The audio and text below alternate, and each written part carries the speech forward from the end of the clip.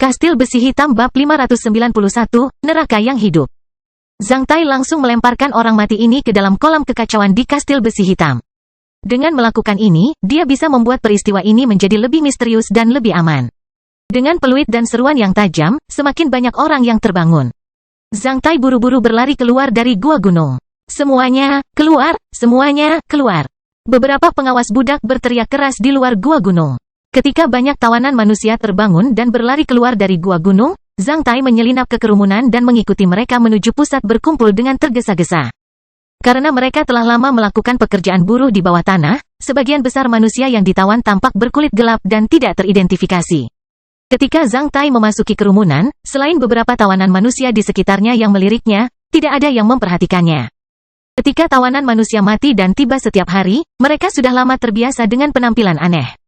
Selain itu, setiap orang terpaksa melakukan pekerjaan dengan intensitas tinggi setiap hari. Di waktu istirahat, mereka akan pergi mencari makanan. Akibatnya, sebagian besar manusia tawanan ini hanya mengenal beberapa orang selain mereka. Seluruh ruang bawah tanah berada dalam kekacauan. Meskipun tawanan manusia biasanya melarikan diri, mereka selalu menghadapi akibat yang sangat menyedihkan. Namun, baru pertama kali mereka semua berkumpul karena ada yang kabur.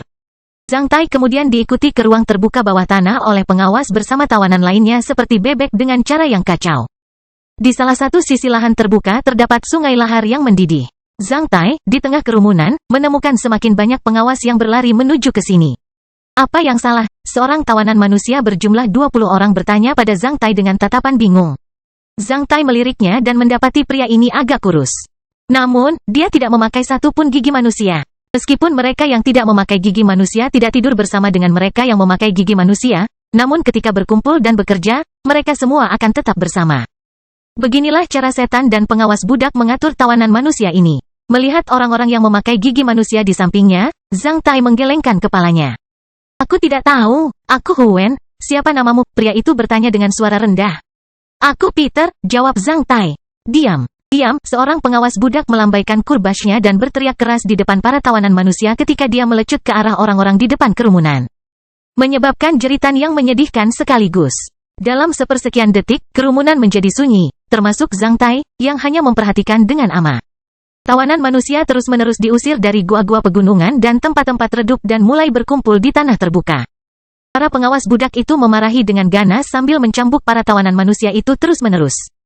Tawanan manusia dipaksa membentuk matriks persegi yang longgar dan kacau dalam kelompok yang terdiri dari sekitar 5.000 orang.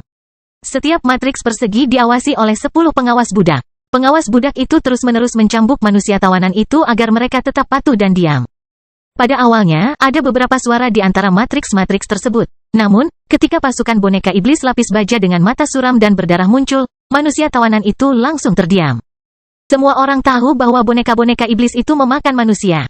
Oleh karena itu, saat melihat boneka-boneka iblis yang tak pernah mati, bau, dan berdarah ini, sebagian besar manusia yang ditawan merasa sama menakutkannya dengan anak ayam saat melihat sigung. Ketika boneka-boneka iblis mengepung matriks persegi Zhang Tai, Huwen dan beberapa orang di samping Zhang Tai mulai gemetar. Zhang Tai juga berpura-pura takut ketika dia benar-benar mengamati situasi di sekitarnya. Segera setelah pasukan boneka iblis tiba, Zhang Tai melihat beberapa petugas komisi dengan baju besi yang cemerlang dan canggih di depan matriks persegi.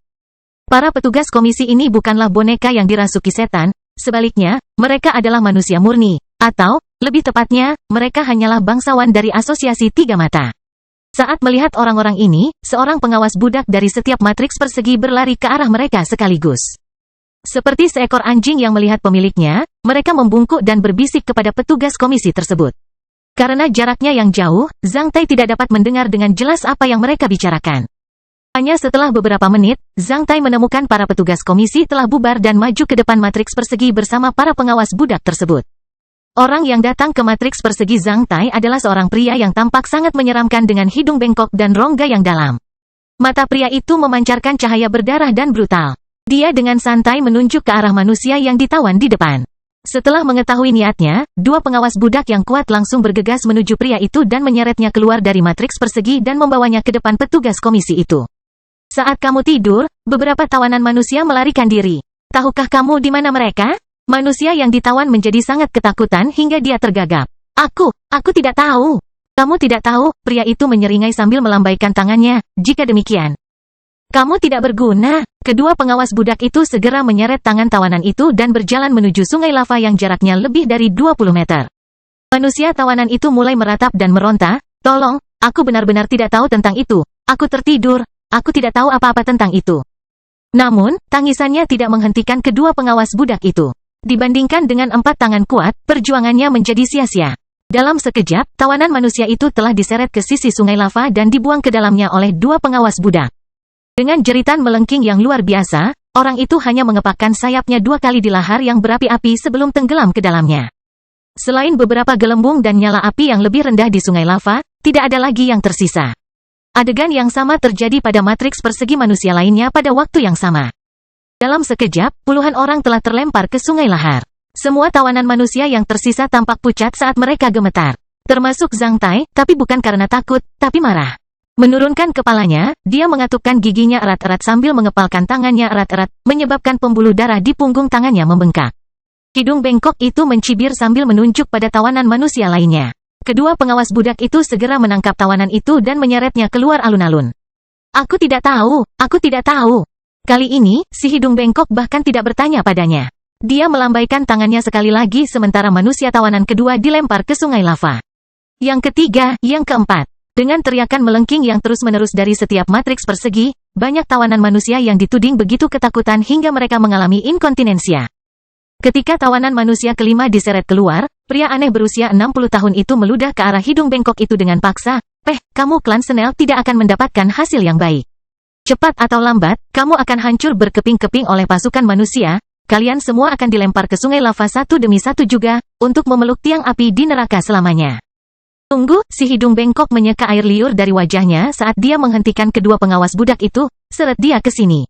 Pria aneh berusia 60 tahun itu diseret ke depan hidung bengkok itu. Orang tua itu masih ingin bersumpah, namun, si hidung bengkok telah mengeluarkan pedang panjang dari pinggangnya dan menusuk mulutnya.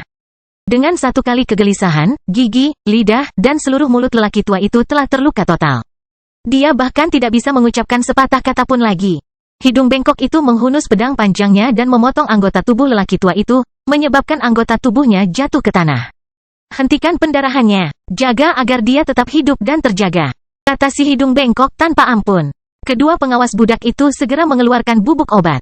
Salah satu dari mereka merobek pakaian lelaki tua itu dan mulai menghentikan pendarahannya, yang lain mengisi mulut lelaki tua yang berdarah itu dengan sebotol obat. Orang tua yang koma itu terbangun sekali lagi. Orang tua itu tidak menyerah pada hidung bengkok, sebaliknya, dia memelototinya sementara otot wajahnya bergetar. Sepertinya dia masih mengumpat padanya. Hidung bengkok itu mengambil 4 boneka iblis dengan melambaikan tangannya sambil menunjuk ke anggota tubuh lelaki tua itu. "Ini makananmu hari ini." Keempat boneka iblis itu memahami maksudnya ketika mereka segera mengambil anggota tubuh lelaki tua itu dan mulai menggerogotinya di depannya. Orang tua itu gemetar dan langsung menutup matanya.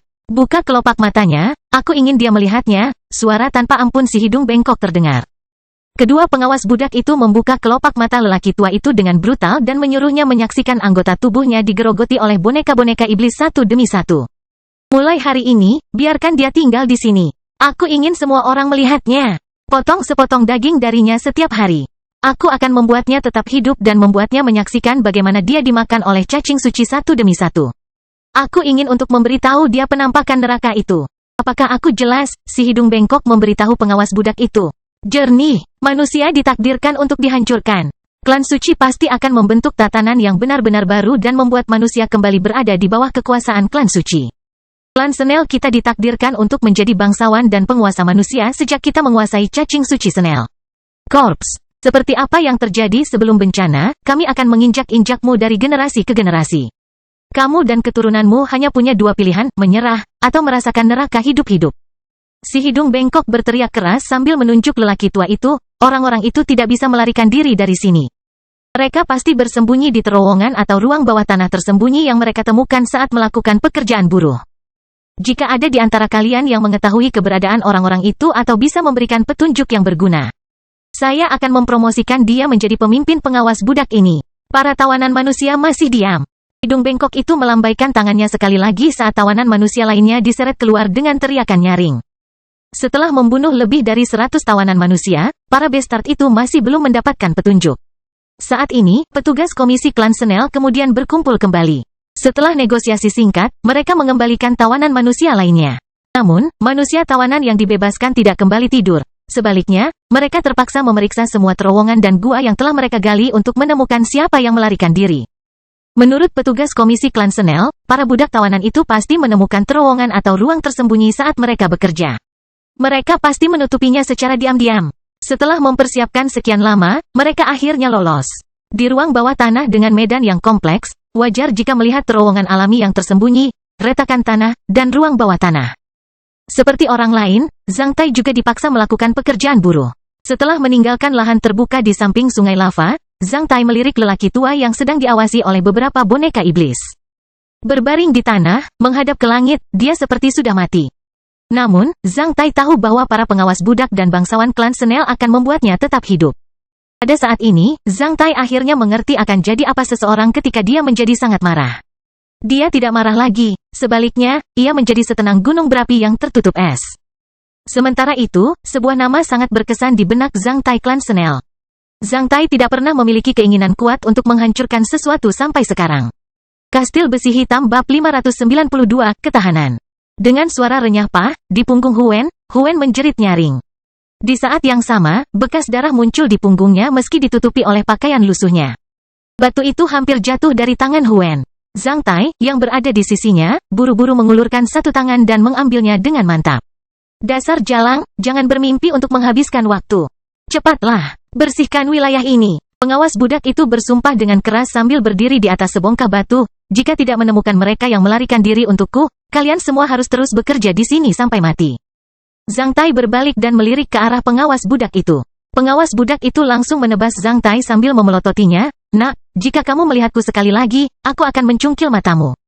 Zhang Tai gemetar. Namun, cambuk itu sama sekali tidak serius bagi Zhang Tai. Selama 1 bulan terakhir, Zhang Tai telah memakan 3 buah berbadan besi lagi setelah terus-menerus dipukul oleh anggota kru idiot. Sekarang, Zhang Tai merasa kemampuan ketahanan serangannya semakin meningkat. Zhang Tai tahan dicambuk ketika berada di kota surga dingin, apalagi sekarang. Hukuman yang tidak dapat ditanggung oleh orang lain adalah seperti ditepuk oleh pemukul lalat untuk Zhang Tai. Ini bukan saat yang tepat untuk berdebat dengan ini. Zhang Tai tidak berbicara, dia hanya menundukkan kepalanya dan terus berpura-pura membawa batu seberat 50 kg itu dengan paksa dan menjatuhkannya ke lereng sana seperti yang lainnya. Terima kasih.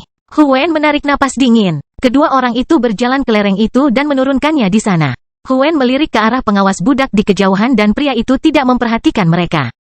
Oleh karena itu, dia diam-diam mengeluarkan ketel dari pakaiannya dan memberikannya kepada Zhang Tai. Minumlah, ini sudah lebih dari 10 jam, tetapi kamu bahkan belum minum sedikit pun. Terima kasih, aku tidak membutuhkannya. Ah, kamu benar-benar kuat. Huen melemparkan pandangan kagum pada Zhang Tai ketika dia dengan cepat membuka ketelnya dan meneguk sedikit air. Setelah melihat beberapa tawanan manusia, yang memakai gigi manusia, berjalan ke arah mereka. Dia buru-buru menyembunyikan ketelnya dan terus berjalan menuju tumpukan batu di kejauhan bersama Zhang Tai. Tawanan manusia yang memakai gigi manusia berjalan menuju ke sini dengan beberapa batu yang lebih kecil. Meskipun mereka juga melakukan pekerjaan buruh, mereka dapat memperoleh perlakuan khusus. Terkadang, mereka bahkan bisa beristirahat. Selain itu, pengawas budak itu jarang menebas mereka. Jauhi orang-orang ini. Huen berbisik kepada Zhang Tai ketika orang-orang yang memakai gigi manusia itu lewat. Mereka sudah mulai memakan daging manusia dan menjadi binatang buas. Selama mereka bisa bertahan hidup, mereka akan melakukan apa saja. Begitu orang-orang ini menjadi pengawas budak, mereka akan memperlakukan kita lebih kejam daripada iblis. Zhang Tai mengangguk. Selama beberapa orang menyerah pada kejahatan, mereka akan menjadi kaki tangan dan penjahat kejahatan. Mereka selanjutnya akan menunjukkan sisi gelap dari kepribadian mereka.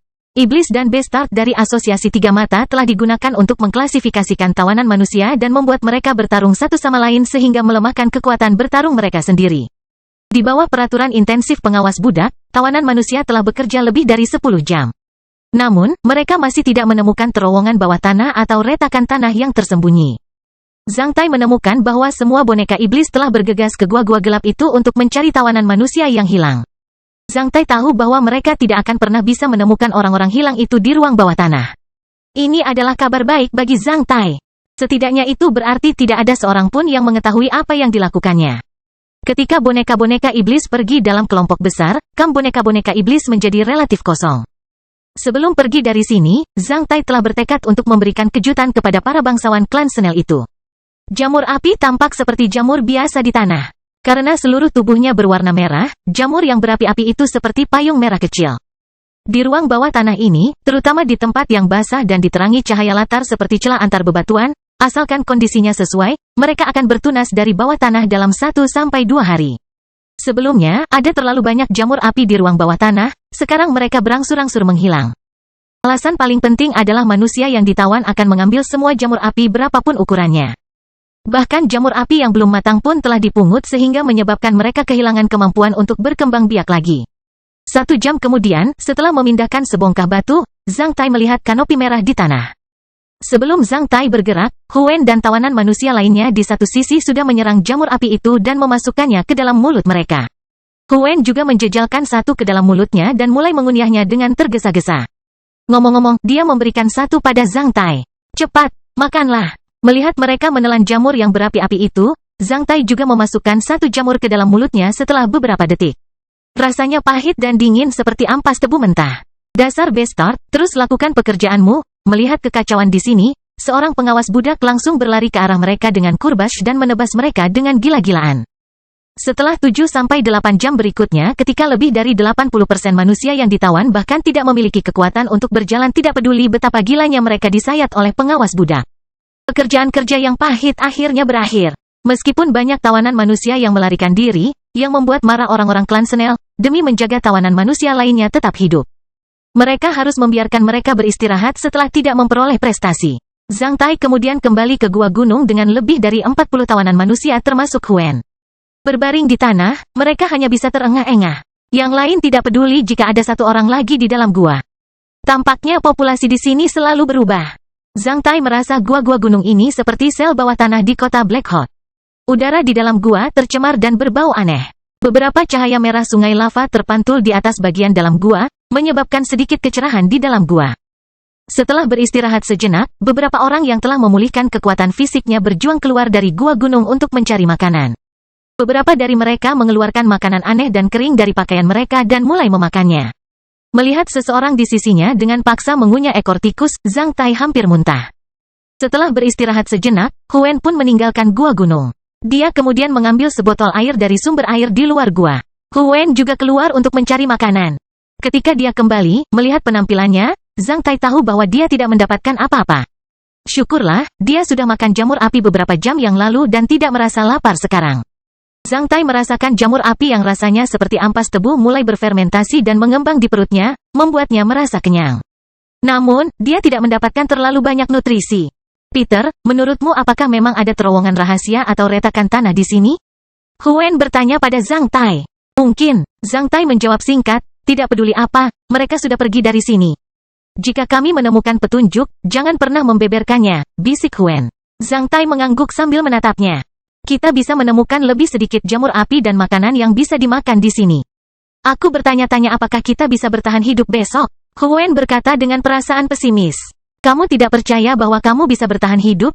Kecuali menjadi antek setan dan binatang buas yang memakan daging manusia, tidak ada orang lain yang bisa meninggalkan tempat ini. Huen mendesak sambil mengeluarkan sepotong kecil benda berwarna hitam coklat kepada Zhang Tai, aku menyiapkannya sendiri. Karena aku punya, kamu bisa mengambil yang ini. Apa ini? Jamur racun panah. Saya menemukannya beberapa hari yang lalu secara kebetulan.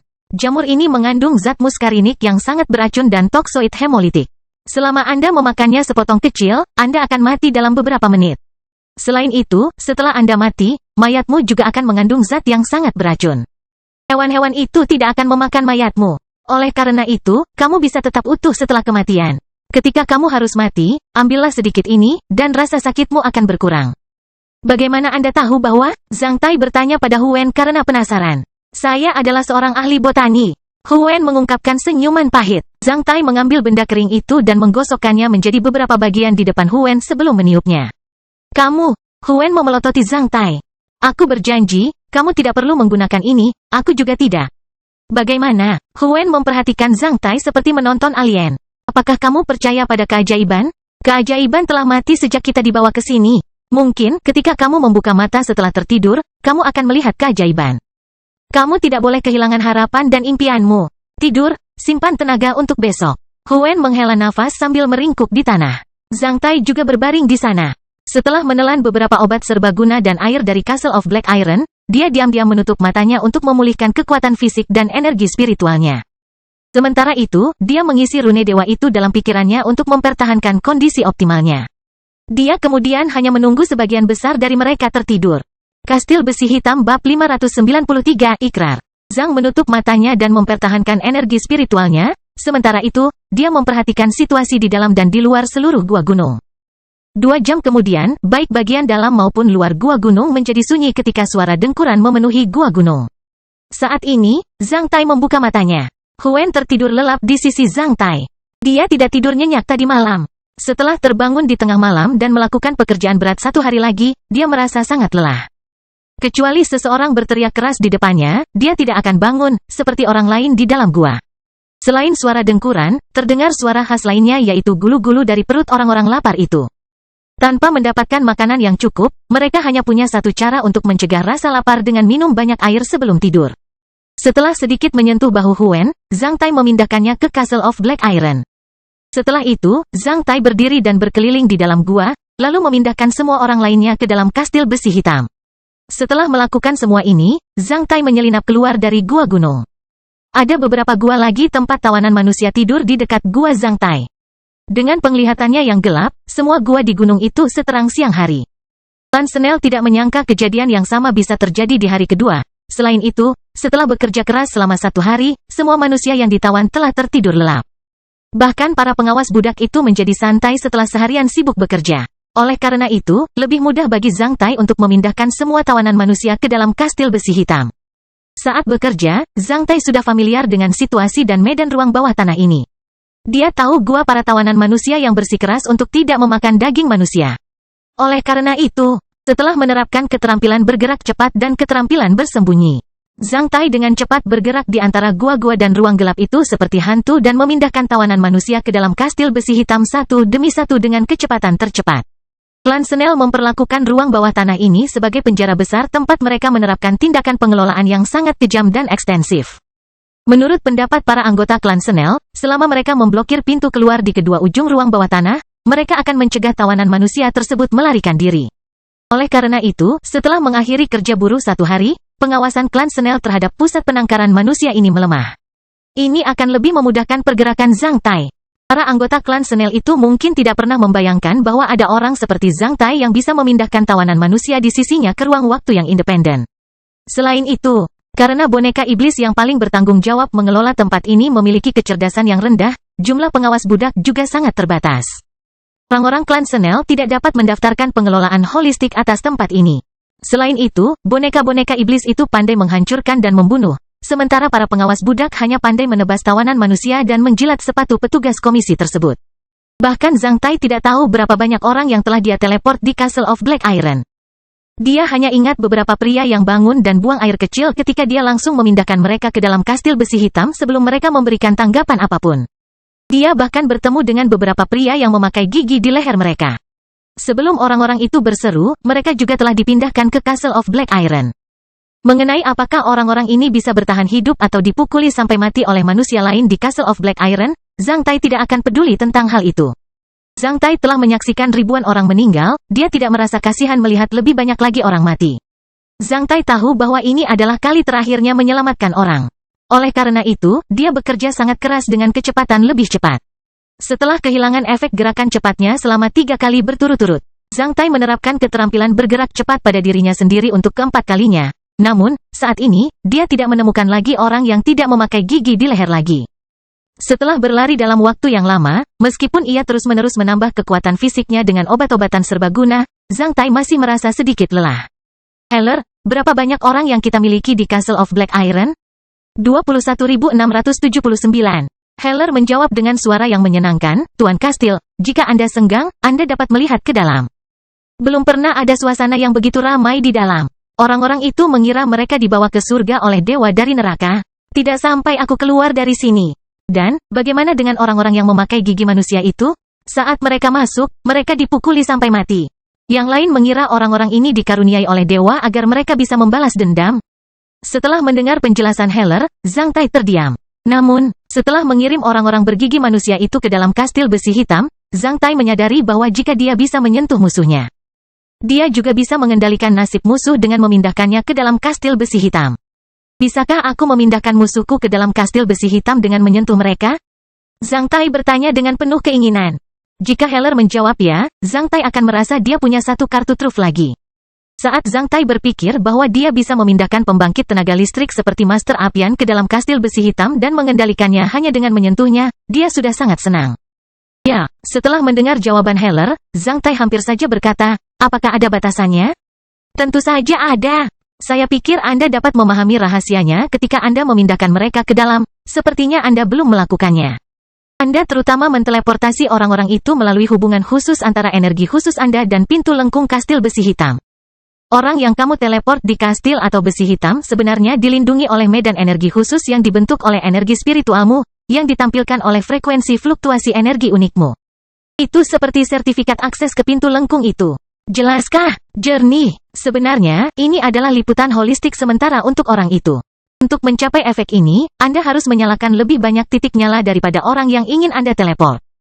Mereka yang menyalakan lebih banyak titik nyala daripada Anda akan mendapat lebih tinggi frekuensi energi spiritual. Oleh karena itu, Anda tidak dapat membentuk cakupan holistik terhadap orang-orang tersebut, yang berarti Anda tidak dapat memindahkan mereka ke dalam kastil besi hitam. Zhang Tai tertegun, maksudmu, aku tidak bisa memindahkan mereka yang memiliki level lebih tinggi dariku ke dalam kastil besi hitam dan mengendalikan mereka di dalam? Ya, jika kamu bertemu dengan orang-orang yang levelnya lebih tinggi darimu, kamu hanya bisa menghadapi mereka berdasarkan kemampuan bertarungmu. Castle of Black Iron tidak akan memberimu bantuan apapun. Sebenarnya, ketika kamu mencapai LV10, kamu akan tahu bahwa pembangkit tenaga listrik sejati jarang bisa saling bersentuhan ketika sedang bertarung. Jika lawan bertekad untuk membunuhmu, kamu hampir tidak bisa menyentuh mereka. Tentu saja, kamu tidak bisa memindahkan mereka ke dalam kastil besi hitam dan menghancurkan mereka di dalam. Tetapi energi spiritual saya lebih besar daripada energi mereka. Apakah ini tidak berhasil? Ukuran energi spiritual berbeda dengan tingkat frekuensinya. Yang satu mengacu pada kuantitas sedangkan yang lain mengacu pada kualitas. Anda mungkin merasakan sedikit perubahan pada energi spiritual Anda setiap kali Anda menyalakan titik yang melonjak. Dalam perubahan itu, meskipun totalnya kuantitas energi spiritualmu tidak bertambah, kamu masih bisa merasakan energi spiritualmu bertambah banyak. Itu adalah pertumbuhan dalam frekuensi dan kualitas energi spiritual. Bagaimana kalau mereka bukan musuhku? Bolehkah aku mengalahkan mereka yang levelnya lebih tinggi di Castle of Black Iron? Satu-satunya syarat bagi mereka yang frekuensi energi spiritualnya lebih tinggi dari Anda adalah mereka benar-benar rileks secara fisik dan spiritual dan sangat percaya pada Anda. Apakah kamu punya metode untuk orang tua itu? Zhang Tai tahu bahwa Heller akan mengerti apa yang dia maksud. Maaf, anggota tubuh orang tua itu telah dipotong. Selain itu, dia telah menyaksikan anggota tubuhnya dimakan oleh boneka-boneka iblis, dia telah pingsan baik secara fisik maupun spiritual. Dia mungkin akan mati kapan saja. Itu di luar kemampuanku untuk menyelamatkannya. Ketika Zhang Tai bertanya kepada Heller tentang hal ini, dia sudah meninggalkan tempat di mana para tawanan manusia tidur dan tiba di tanah terbuka di sisi sungai lava yang mengumpulkan semua tawanan manusia sekitar 20 jam yang lalu. Untungnya, tidak ada yang memperhatikan tempat ini saat ini. Tidak ada yang bisa membayangkan bahwa ada tawanan manusia yang berani memeriksa atau menyelamatkan lelaki tua ini dengan mempertaruhkan nyawanya. Cahaya api sungai lava menerangi tepi sungai. Di sana, seorang lelaki tua yang kehilangan anggota tubuhnya terbaring di tanah, menghadap ke atas ruang bawah tanah dengan sedih dan kesepian. Saat ini, dia bahkan sudah kehilangan kemampuan untuk bunuh diri. Pengawas budak itu tidak khawatir dia akan melarikan diri atau bunuh diri. Berbaring di sana, dia merasakan datangnya kematian dengan cara yang paling menyedihkan. Melihat lelaki tua itu, jantung Zhang Tai berdebar kencang. Dia segera memeriksa arterinya dan mendapati arteri itu masih berdenyut samar. Oleh karena itu, Zhang Tai memeluk lelaki tua itu dan segera pergi. Zhang Tai memindahkan lelaki tua itu kembali ke tempat gelap. Orang tua itu masih bernapas dengan lemah. Namun, mulutnya telah hancur total. Wajahnya tampak sangat menakutkan. Beberapa semut sedang menggerogoti daging lelaki tua itu melalui lukanya. Setelah mengusir semut-semut itu, Zhang Tai meletakkan tangannya di dada lelaki tua itu dan langsung menyuntikkan obat serbaguna dan beberapa mata air jernih ke dalam perutnya dari kastil besi hitam. Sehingga efek obat serbaguna dan air menyebar secara bertahap di atas tubuhnya. 1 menit kemudian, lelaki tua itu perlahan membuka matanya. Melihat Zhang Tai, dia sedikit menggerakkan mulutnya. Namun, dia tidak bisa mengucapkan sepatah kata pun, kecuali suara aneh. Dengan tatapan kosong, lelaki tua itu menitikkan air mata. Dari mata lelaki tua itu, Zhang Tai mendapat 2 pesan, dia menghargai Zhang Tai, dia ingin Zhang Tai segera mengakhiri rasa sakitnya karena dia merasa sangat sakit baik secara fisik maupun spiritual setiap detiknya. Aku membawa pergi orang-orang yang hilang itu. Sekarang, aku telah mengambil semua tawanan manusia yang tidak memakan daging manusia di seluruh ruang bawah tanah. Mereka berada di tempat aman yang tidak akan pernah bisa ditemukan oleh iblis. Apa saja persyaratan dan keinginan yang kamu punya? Zhang Tai berbisik kepada lelaki tua itu. Setelah mendengar kata-kata Zhang Tai, mata lelaki tua itu mulai berkilauan dan suara di tenggorokannya semakin keras. Zhang Tai mendekatkan telinganya ke mulut lelaki tua itu untuk beberapa saat sebelum memikirkan apa yang diulangi oleh lelaki tua itu dengan suara serak, tidak jelas. Dan gemetar, bertahan hidup, bertahan hidup, bertahan hidup. Apakah kamu ingin aku dan semua orang bertahan hidup? Lelaki tua itu memperlihatkan ekspresi yakin ketika dia mengangguk dengan keras. Melihat lelaki tua itu mengangguk, Zhang Tai langsung meneteskan air matanya. Pada saat ini, keinginan terbesar lelaki tua terhormat ini adalah membuat semua orang yang melarikan diri tetap hidup. Air mata Zhang Tai jatuh di wajah lelaki tua itu, menyebabkan wajah lelaki tua itu memelintir kesakitan sekali lagi. Dia menatap Zhang Tai dengan tatapan memohon dan berharap Zhang Tai mengakhiri rasa sakitnya. Aku berjanji kepadamu bahwa kami akan bertahan hidup apapun yang terjadi. Setelah mengatakan itu, Zhang Tai menutup matanya sambil menggerakkan tangannya ke dada lelaki tua itu. Namun, tangan Zhang Tai mulai bergetar ketika dia merasa sulit untuk melepaskan pertempuran kinya. Pada saat ini, lelaki tua itu mengeluarkan suara. Meskipun Zhang Tai memejamkan matanya, dia langsung memahami maksud lelaki tua itu.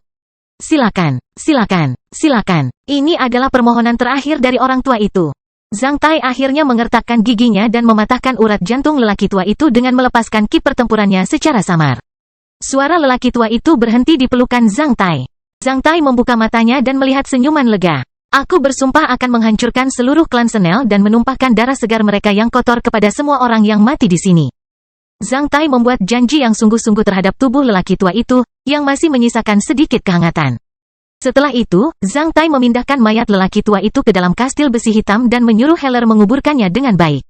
Zhang Tai menyeka air matanya saat dia berdiri. Setelah melirik ke arah kamp korps boneka iblis, Zhang Tai melesat menuju kamp itu secepat sehelai asap sambil ditutupi oleh kegelapan dan medan. Kastil besi hitam bab 594, kamp boneka setan. Perkemahan korps boneka iblis di bawah kendali klan Senel tidak dikelilingi oleh terlalu banyak perangkat pertahanan. Selain beberapa ekor kuda jantan yang dibawa dari luar, seluruh camp juga ditutupi tenda yang rapat. Rasanya seperti zona aglomerasi suku di hutan belantara es dan salju. Ada anglo beberapa meter di dalam kamp. Beberapa batu berpendar mentah jarang didirikan. Selain itu, ada danau lava di dekat kamp. Dipengaruhi oleh 3 sumber cahaya, wilayah perkemahan dekat danau lava menjadi sedikit lebih terang. Sebaliknya, bagian yang jauh dari danau lava menjadi redup. Dalam kegelapan, boneka-boneka iblis yang berpatroli melewati satu demi satu regu. Di planet ini, matahari pun akan terbit di timur dan terbenam di barat. Oleh karena itu, meskipun boneka iblis dapat terus bertarung dalam kondisi khusus, mereka juga perlu istirahat. Tepatnya, boneka cacing di kepala boneka setan juga perlu istirahat. Boneka setan juga tidur di tenda. Tenda padat itu seperti kuburan dan hutan suram di kota hantu dalam kegelapan, yang menampakkan bau busuk di mana-mana. Bau busuk itu berasal dari mulut boneka-boneka setan itu ketika mereka bernapas. Ketika suatu tempat dipenuhi dengan boneka-boneka setan, udara di tempat itu akan membuat orang tercekik. Oleh karena itu, saat Zhang Tai semakin dekat ke kamp korps boneka iblis, Zhang Tai merasa seperti memasuki ruangan tertutup yang dipenuhi dengan daging busuk. Dia hampir muntah. Namun, sebagai seorang petarung, alih-alih menjadi seorang pria, Zhang Tai harus menanggungnya. Tenda dan kegelapan menutupi Zhang Tai dengan baik. Zhang Tai berangsur-angsur mendekat ke pusat kamp setelah menghindari pasukan boneka iblis yang berkali-kali lebih cepat dari cahaya. Para bangsawan klan Senel itu tinggal di wilayah tengah kamp, di mana induk cacing boneka dari ratusan ribu boneka iblis harus tinggal. Jika panglima tentara korps boneka iblis ini ada di sini, Zhang Tai akan jangan pernah mempertaruhkan nyawanya untuk mencari masalah di sini. Namun, menurut tawanan manusia dan apa yang dia amati kemarin, pembangkit tenaga listrik Koze dari klan Senel mungkin tidak ada di sini. Oleh karena itu, Zhang Tai ingin mencobanya. Zhang Tai memang mempertaruhkan nyawanya. Bahkan jika panglima militer ini tidak ada di sini, masih banyak pembangkit tenaga listrik di antara korps boneka iblis, yang lebih kuat dari Zhang Tai. Zhang Tai mungkin kehilangan nyawanya karena kesalahan apapun. Namun, Zhang Tai sangat tegas. Dia tidak akan pergi dari sini dengan mudah. Sebelum pergi dari sini, dia ingin melakukan sesuatu. Hidung bengkok klan Senel itu harus mati hari ini. Mengingat ki pria itu, Zhang Tai memperkirakan bahwa dia berada di sekitar LV10. Jika saya bisa mendapat kesempatan, saya mungkin akan membunuhnya dengan mudah. Zhang Tai mempunyai pemikiran yang lebih gila lagi. Jika memungkinkan, aku bisa menemukan induk cacing itu dan membunuhnya. Jika demikian, maka seluruh pasukan boneka iblis itu akan runtuh. Zhang Tai merasa sangat berharga untuk mempertaruhkan nyawanya karena dua alasan di atas. Saat ini, pintu tenda di depannya dibuka dari dalam, memperlihatkan cahaya neon dari dalam. Sementara itu, seseorang keluar dari tenda. Saat Zhang Tai melihat orang itu, dia menyembunyikan dirinya di balik bayangan tenda. Orang itu keluar dari tenda dan membuka kancing celananya. Setelah selesai buang air kecil, dia menggetarkan selangkangannya beberapa detik. Dia kemudian bergumam dan berjalan kembali menuju tendanya. Ketika orang tersebut membuka tenda, Zhang Tai langsung keluar dari kegelapan dan memukul orang itu dengan rantai pengikat sebelum orang tersebut memberikan tanggapan. Orang itu langsung menjadi kaku. Zhang Tai kemudian bergegas ke depannya dan dengan cepat menyeret orang itu ke dalam tenda sebelum menutup tirai pintu tenda. Ada lampu neon di dalam tenda. Oleh karena itu, orang tersebut dapat melihat dengan jelas ekspresi Zhang Tai. Sementara itu, matanya penuh ketakutan. Mengingat penampilannya, Zhang Tai benar-benar seorang tawanan manusia di kelas terendah. Namun, kekuatan Zhang Tai begitu besar sehingga orang itu hanya bisa menggerakkan matanya. Karena perbedaan yang begitu tajam, orang itu menjadi sangat ketakutan. Zhang Tai melirik tendanya dengan cepat dan tidak menemukan apapun selain kurbash, belati, pakaian, dan tempat tidur. Oleh karena itu, Zhang Tai memperkirakan bahwa orang ini adalah kepala kecil pengawas budak. Zhang Tai langsung mencengkeram leher pria itu sambil melepaskan rantai pengikatnya. Aku bertanya dan kamu menjawab. Jika kamu ingin mati, kamu bisa mencobanya. Jika kamu mengerti kata-kataku, kedipkan matamu. Zhang Tai berkata dengan muram. Orang itu dengan cepat mengedipkan matanya. Di mana Kouze, Panglima Angkatan Darat, masih belum kembali? Pria itu buru-buru menjawab saat dia merasakan cengkeraman di lehernya sedikit mengendur. Setelah mendengar jawaban ini, Zhang Tai menjadi tenang, sepertinya mereka tidak menaruh perhatian khusus pada kejadian baru-baru ini. Siapa nama hidung bengkok itu, yang memotong anggota badan orang tua itu sehari yang lalu? Cambo, orang itu bernama Cambo, Senel Cambo, kata pengawas budak itu dengan tegas. Apa hubungan dia dan Cambo? Dia anak ketiga Kouze, di mana dia tinggal? Saya tidak tahu, saya hanya tahu bahwa banyak pembangkit tenaga listrik klan Senel yang tinggal di tenda dekat pusat kamp. Karena saya tidak memenuhi syarat untuk berada di sana, saya tidak tahu di mana Cambo tinggal. Di mana induk cacing boneka cacing? Aku tidak tahu. Di mana gudang kampnya? Dekat pusat kamp? Zhang Tai melontarkan banyak pertanyaan secara berurutan. Ketika dia tidak bisa mendapatkan informasi berguna lagi dari orang itu, Zhang Tai sedikit memperkuat kekuatannya dan mematahkan leher orang itu, menyebabkan suara retak. Tak lama setelah itu, dia melemparkan mayat itu ke dalam kolam kekacauan di kastil besi hitam untuk berjaga-jaga jika jejaknya terungkap. Setelah melakukan semua ini, Zhang Tai mendengarkan bagian luar dengan hati-hati dan tidak menemukan seorang pun di lingkungan itu. Oleh karena itu, dia segera meninggalkan tenda dan menuju pusat kamp secara diam-diam. Seluruh pasukan boneka yang dirasuki setan mungkin tidak pernah berpikir bahwa ada orang yang bisa masuk ke dalam kamp mereka. Mereka juga tidak membayangkan ancaman apa yang dapat ditimbulkan oleh para tawanan manusia tersebut terhadap mereka. Oleh karena itu, fasilitas pertahanan mereka tidak terlalu ketat. Semua ini hanya sekedar rutinitas. Dalam kasus seperti itu, Zhang Tai hanya membutuhkan beberapa menit untuk mencapai pusat kamp. Di tengah-tengah perkemahan memang terdapat tenda yang lebih besar yang dikelilingi oleh dua baris tenda yang lebih kecil. Tenda-tenda itu jauh lebih maju dalam hal peraturan. Zhang Tai mengamatinya dalam kegelapan dan menemukan setidaknya ada lusinan tenda di sana. Sangat sulit baginya untuk menemukan pria bernama Cambo di antara begitu banyak tenda. Akan terlalu berbahaya jika dia bertemu dengan pembangkit tenaga listrik sungguhan. Setelah berpikir sejenak, Zhang Tai fokus pada gudang yang penuh dengan banyak material, berjarak lebih dari 200 meter dari tenda terbesar di tengah kamp. Dia kemudian menemukan sebuah metode. Gudang itu ternyata memiliki lebih banyak penjaga dibandingkan tempat lain. Zhang Tai menemukan dua tim boneka iblis sedang berpatroli di sekitar gudang terus-menerus. Sebelum melakukan sesuatu pada materi tersebut, dia harus membunuh boneka-boneka iblis itu. Selama apa yang terjadi di sini ditemukan oleh orang lain, semua pembangkit tenaga listrik klan Senel di dekat pusat kamp akan datang ke sini. Setelah menghitung populasi boneka-boneka iblis itu dan mengamati medan di dekat gudang, Zhang Tai mengertakkan gigi dan memilih untuk bersembunyi di balik bayangan agak jauh dari pusat kamp. Sementara itu, dia mengisi semua rantai pengikat di lautan pikirannya menggunakan energi spiritualnya. Tempat persembunyian Zhang Tai adalah tempat terdekat dengan jalur patroli boneka-boneka iblis itu. Jaraknya lebih dari 30 meter dari rute patroli boneka-boneka setan itu. Setiap tim terdiri dari 11 boneka setan yang berpatroli. Dibutuhkan 2 tim boneka iblis dalam waktu kurang dari 2 menit untuk melewati wilayah yang sama. Zhang Tai menghitung waktu dalam diam. Ketika satu tim melewati tempat dia bersembunyi, Zhang Tai langsung berlari ke depan dengan kecepatan tercepat. Jarak lebih dari 30 meter langsung menyempit menjadi 20 meter. Ketika Zhang Tai mencapai jarak 15 meter dari boneka-boneka iblis itu, kepala boneka-boneka iblis itu telah menemukan Zhang Tai ketika ia memutar kepalanya yang suram ke arah asal Zhang Tai. Ketika ia memutar kepalanya, Zhang Tai bergerak 7-8 meter ke depan. Ketika boneka iblis itu menyipitkan matanya dan ingin mengaum, Zhang Tai terus maju beberapa meter lagi. Saat itu juga, saat tim boneka iblis berada dalam jangkauan serangan rantai pengikat, Zhang Tai melepaskan 11 rantai pengikat dan menyerang mereka. Boneka iblis itu langsung menjadi kaku. Kastil Besi Hitam bab 595, membunuh Cambo. Jika memungkinkan, Zhang Tai benar-benar berharap untuk membunuh semua boneka iblis yang mengerikan dan menjijikkan ini. Namun, jika dia melakukan itu, induk cacing dari boneka cacing tersebut akan merasakan seseorang menerobos masuk sekaligus. Jika demikian, dia tidak akan melanjutkan rencananya. Oleh karena itu, setelah memperbaiki boneka-boneka iblis itu dengan rantai pengikat, Zhang Tai menjatuhkannya dengan cepat, bukannya membunuh mereka. Setelah itu, dia mengisi lautan pikirannya dengan rantai pengikat dengan terus-menerus mengarahkan energi spiritualnya menuju rune keterampilan mengikat dewa di lautan pikirannya dengan kecepatan satu rantai pengikat per detik. Setelah mendengar langkah kaki dari tim boneka iblis lainnya, Zhang Tai menambah rantai pengikatnya sekali lagi. Seperti apa yang dia lakukan sebelumnya, sebelum tim boneka iblis memberikan tanggapan apapun, mereka telah dibekukan oleh 11 rantai pengikat. Zhang Tai kemudian menyeret 22 boneka iblis itu ke tempat tersembunyi yang dekat dengan gudang sebelum bergegas ke dalam gudang. Setelah membekukan 2 boneka iblis lainnya di gudang menggunakan metode yang sama, Zhang Tai akhirnya menduduki seluruh gudang. Di antara semua bahan militer, minyak tanah adalah kebutuhan bagi setan dan manusia. Di gudang itu, Zhang Tai menemukan tempat penyimpanan minyak tanah hanya dengan mengendusnya.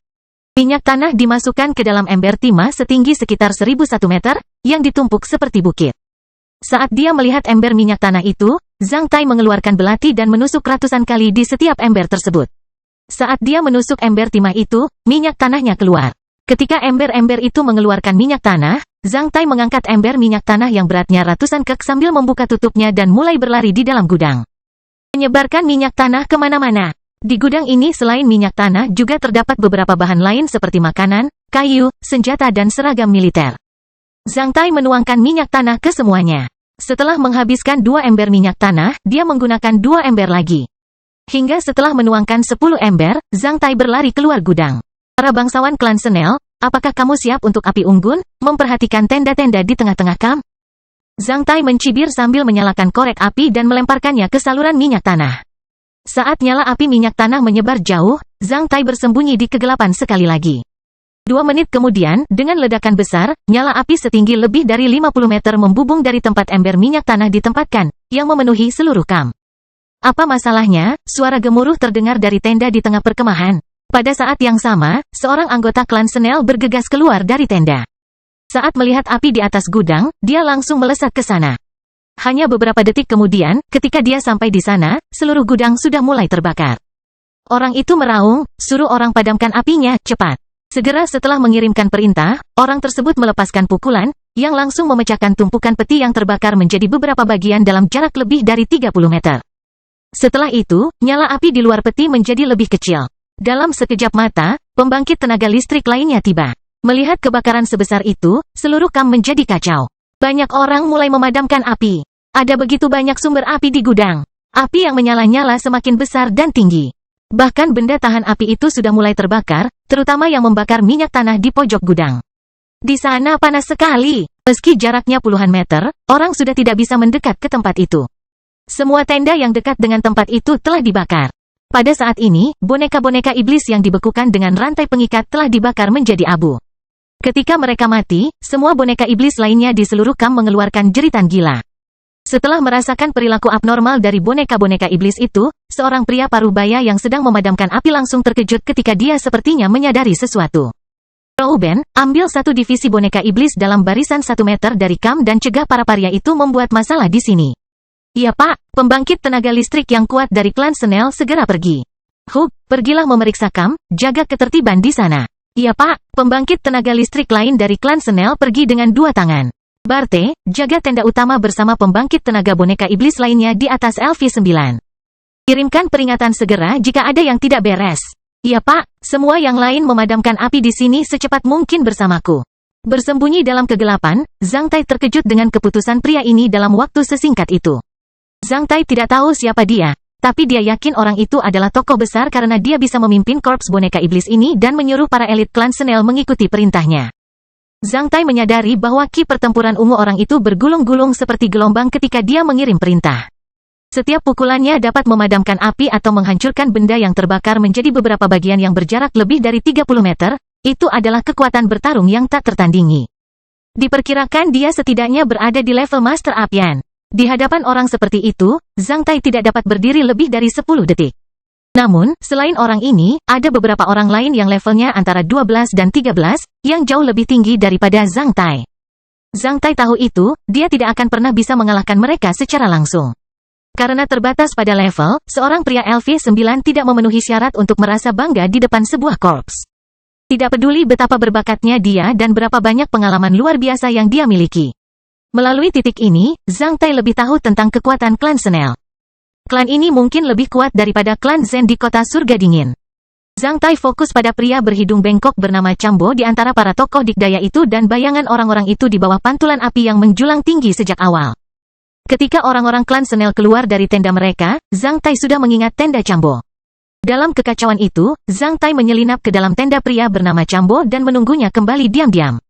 Saat ini, tempat paling berbahaya adalah tempat teraman. Tidak ada yang bisa membayangkan bahwa petugas pemadam kebakaran tidak ada di dalam kamp, atau membobol tenda utama yang berisi begitu banyak rahasia atau menyebabkan manusia tawanan memberontak. Tetapi bersembunyi di tenda dekat pusat kamp. Dengan upaya dari begitu banyak pembangkit tenaga listrik di klan Senel dan puluhan ribu boneka iblis, api yang membara akhirnya padam dalam 40 menit. Akibatnya, lebih dari 70% material di gudang terbakar menjadi abu. Selain itu, ratusan boneka setan dibakar sampai mati. Setelah memadamkan api, semua pembangkit tenaga listrik klan Senel berkumpul di tenda utama. Semua orang merasa api ini agak aneh. Rouben, bagaimana dengan situasi di pihakmu? Apakah para paria itu berani menimbulkan masalah di sini? Tidak ada satupun dari para paria itu yang berani melihat apa yang terjadi di sini. Setelah bekerja seharian, banyak dari mereka mungkin mendengkur seperti babi. Mereka sama sekali tidak tahu apa yang terjadi. Rouben mencibir sambil menggelengkan kepalanya. Bagaimana denganmu, Hoff? Semuanya normal di kamp. Selain boneka-boneka iblis yang menjadi gelisah pada awalnya, tidak ada hal istimewa yang terjadi. Hou menjawab dengan tenang dengan dua pedang di punggungnya, tetapi lusinan boneka iblis yang bertanggung jawab menjaga gudang telah dibakar. Sampai mati. Ini agak aneh. Tidak ada orang lain yang memasuki tenda utama. Semuanya normal di sini. Pria bernama Barte itu tampak sangat muram. Ketika dia berbicara, ki yang mematikan bisa dirasakan. Setelah mendengar kata-kata ini, pria parubaya itu langsung mengernyit. Skala, menurutmu kejadian ini ada hubungannya dengan para paria yang hilang itu? Chambo melihat ke kursi utama yang kosong di tenda utama saat cahaya melintas di matanya. Posisi itu milik ayahnya. Sekarang, orang yang memenuhi syarat untuk duduk di sampingnya adalah kakak laki-lakinya, Skala. Di masa depan, kursi itu harus menjadi milikku, pikir Chambo. Skala juga memperhatikan ekspresi keinginan Chambo ketika sudut mulutnya bergerak-gerak sekali. Kita tidak bisa mencapai kesimpulan seperti itu sekarang. Skala langsung menyangkal anggapan Chambo sementara hidung bengkok Chambo tampak agak muram, tapi aku juga merasakan apa yang terjadi ini. Beberapa hari ini agak aneh. Karena Panglima Militer tidak ada di sini, kita perlu memperkuat pasukan patroli di kamp. Besok, kita harus menyuruh orang-orang paria itu mencari tahu terowongan rahasia bawah tanah atau celah tanah itu. Selain itu, material yang hilang harus dilengkapi melalui terowongan dari utara sesegera mungkin. Setelah mengatakan itu, Skala memperhatikan Chambo. Chambo, sekarang kamu merasa kedua peristiwa itu saling berhubungan, kamu bertanggung jawab untuk menyelidiki kedua kasus tersebut mulai besok. Ketika Panglima Militer kembali, kamu dapat melapor kepadanya. Iya Pak, jika tidak ada yang lain, tunda. Ingatlah untuk melakukan pekerjaanmu sendiri dengan baik. Ketika semua orang pergi, Skala mencibir ke belakang mereka. Rouben mengeluh tentang reaksi berlebihannya. Hou sedang melontarkan masalah. Barte juga mengejeknya karena reaksinya yang berlebihan. Chambo ingin membuatnya lebih kompleks. Tak satu pun dari 4 orang itu yang setia padanya. Terus kenapa? Tidakkah mereka tahu bahwa mereka harus bergantung pada tinju daripada mulut jika mereka ingin memiliki hak untuk bersuara di klan Senel? Selama levelku lebih tinggi dari biasanya, mereka bertekad untuk berada di bawah kendaliku. memerintah dan mengikuti perintahku selama sisa hidup mereka. Kalau kamu punya pukulan keras, kamu tidak perlu pintar. Ini adalah pepatah leluhur klan Snell. Apakah mereka sudah melupakan hal itu? Selain itu, apakah mereka benar-benar lebih pintar dariku? Setelah meninggalkan tenda utama, para anggota klan Snell saling bertukar pandang sebelum kembali ke tenda masing-masing. Cambo tampak muram karena skala lebih rumit dari yang dia bayangkan. Jika dia melakukan dengan baik apa yang diperintahkan skala akan memiliki reputasi yang baik dalam menggunakan orang baik. Jika tidak, Cambo akan dianggap tidak kompeten dan aneh.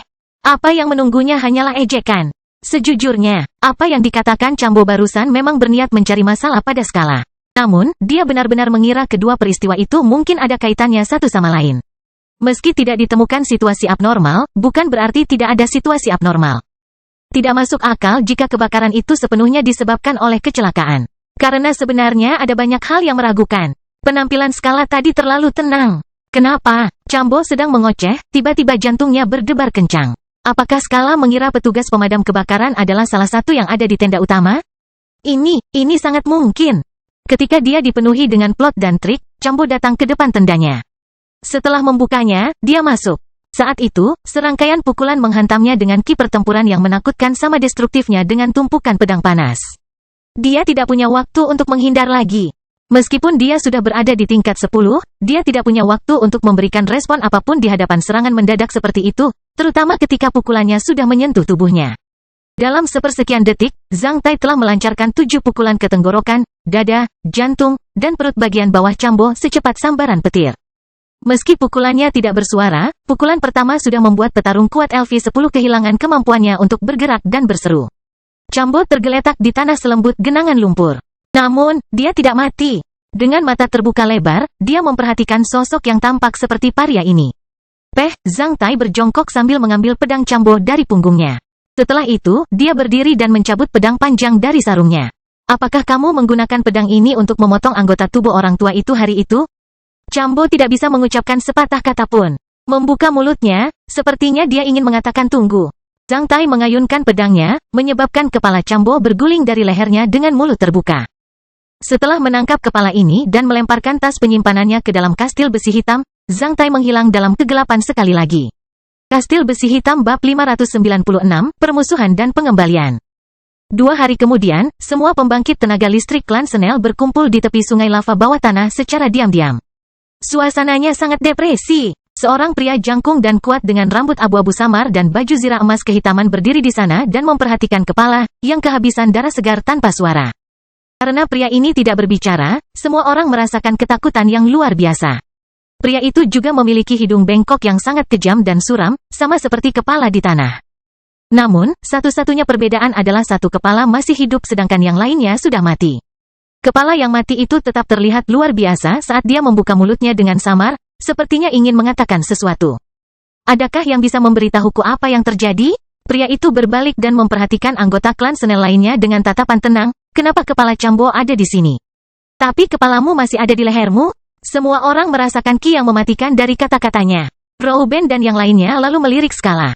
Mereka sangat iri dan mengagumi posisi panglima militer yang ditugaskan oleh skala kemarin. Namun, sekarang, mereka semua merasa beruntung saat mereka menghela nafas dalam-dalam untungnya. Aku tidak dalam posisi itu. Skala berjalan satu langkah keluar dari kerumunan dengan tatapan serius. Cambo dibunuh di tendanya. Kami menemukan bahwa dia dibunuh kemarin, lalu kami menemukan kepalanya di sini.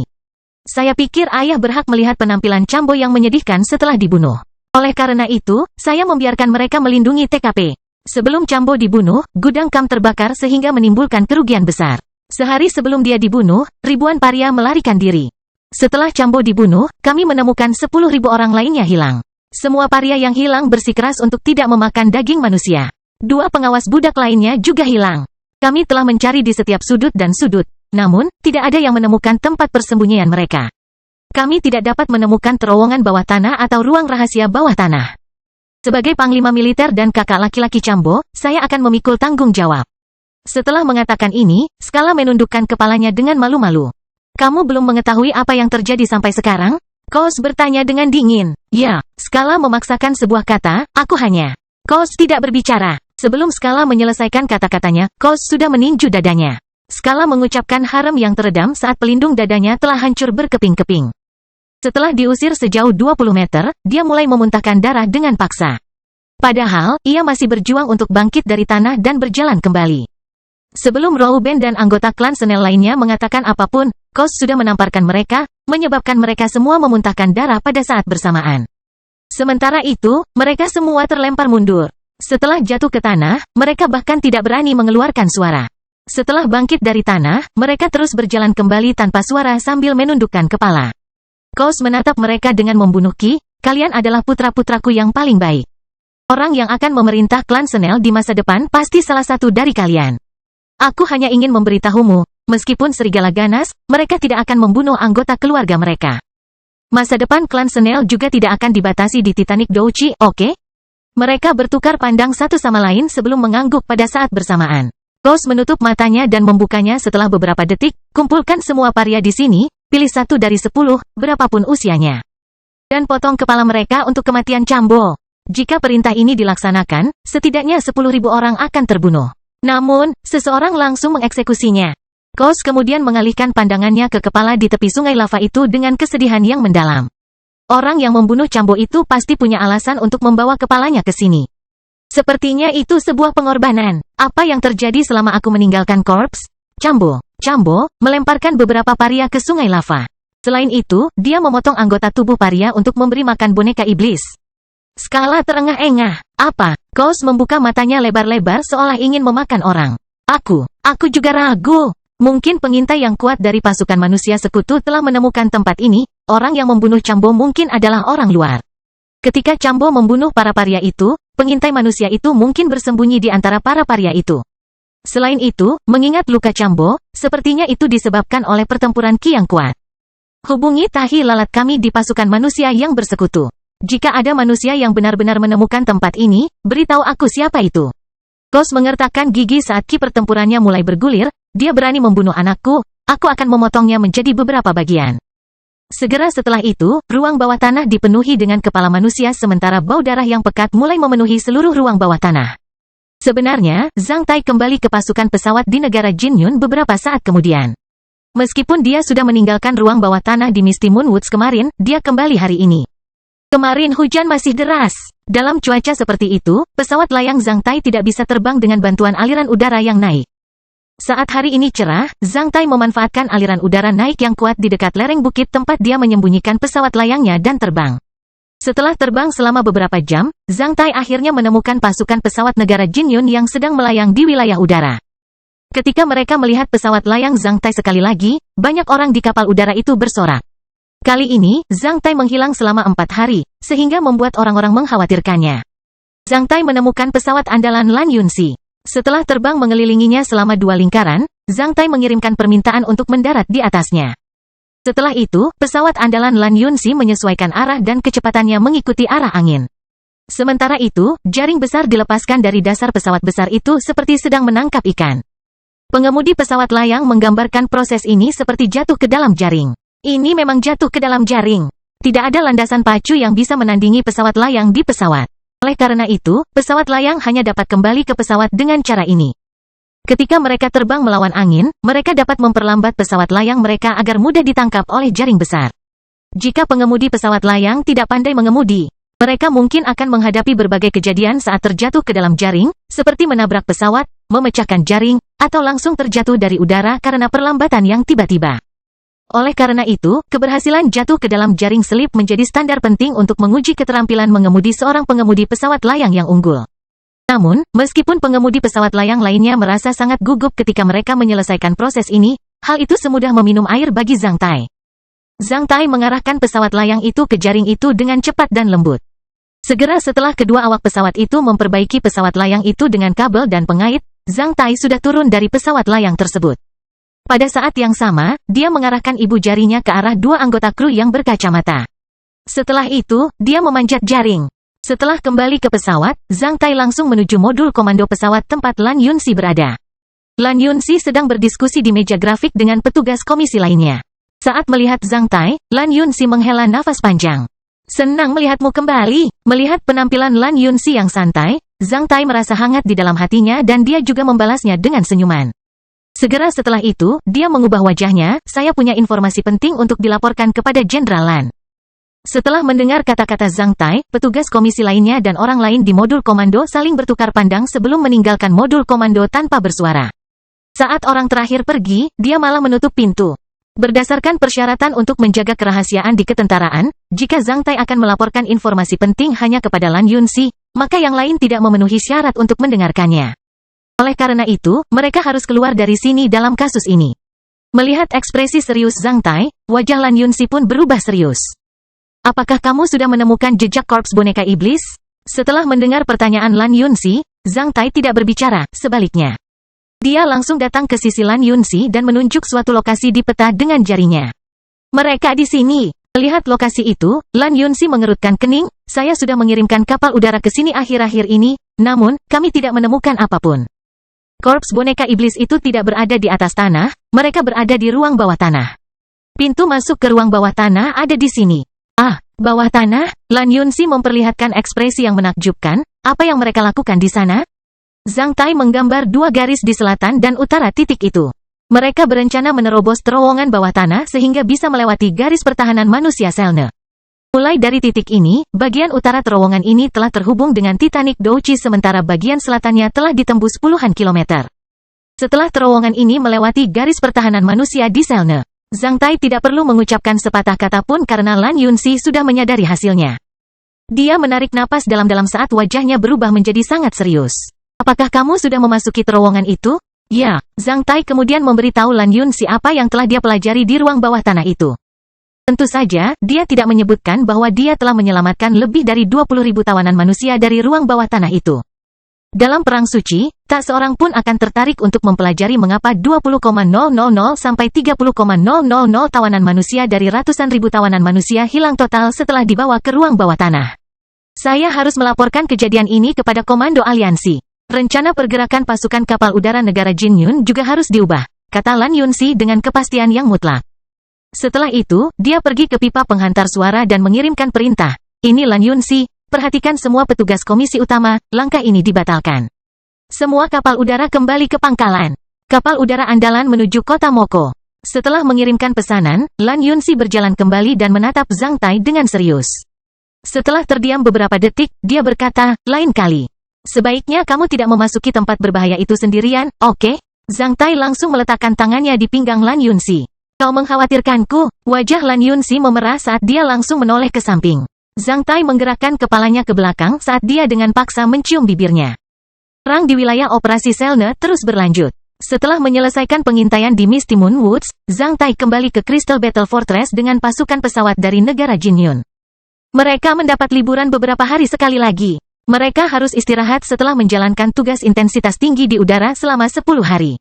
Tidak ada pasukan kapal udara yang tahan dalam penerbangan jangka panjang. Zhang Tai tidak perlu khawatir tentang bagaimana Komando Aliansi Manusia akan menangani korps boneka iblis klan Snell yang bersembunyi di ruang bawah tanah. Itu di luar kemampuannya. Seseorang secara alami akan mengetahui cara menghadapi korps boneka iblis yang begitu besar dan rencana mereka untuk melewati garis pertahanan manusia Selne. Beberapa pasukan manusia pasti akan melawan korps boneka iblis itu dan mencegah rencana iblis. Zhang Tai hanya perlu melakukan yang terbaik jika diperlukan. Sebagai seorang pria LV9, Zhang Tai tidak perlu terlalu memikirkan hal itu. Yang paling mengejutkan Zhang Tai selama tugas pengintaian ini adalah kekejaman Asosiasi Tiga Mata dan nasib menyedihkan para tawanan manusia tersebut.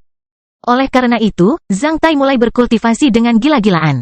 Ia ingin menyelesaikan proses penanaman benih emas Raja Rock Sutra secepatnya. Saat berkultivasi, Zhang Tai bahkan lupa waktu. Dia memasuki sirkulasi mekanis pertempuran dan istirahat tugas budidaya. Kastil Besi Hitam Bab 597, menembus kemacetan 1. Pada bulan-bulan berikutnya, meskipun Zhang Tai tidak berpartisipasi dalam pertempuran di hutan bulan berkabut, dia telah mendengar tentang metode pasukan manusia sekutu dan kemajuan peperangan di sana. Apa yang Zhang Tai tidak bayangkan adalah bahwa tindakan yang diambil oleh pasukan sekutu manusia untuk menghadapi rencana iblis akan sangat sederhana. Mereka mengirim pasukan yang berjumlah kurang dari 100.000 orang ke hutan Misty Moon. Korps tersebut adalah Korps Macan Tutul Hutan yang terkenal dari Barol, negeri hutan.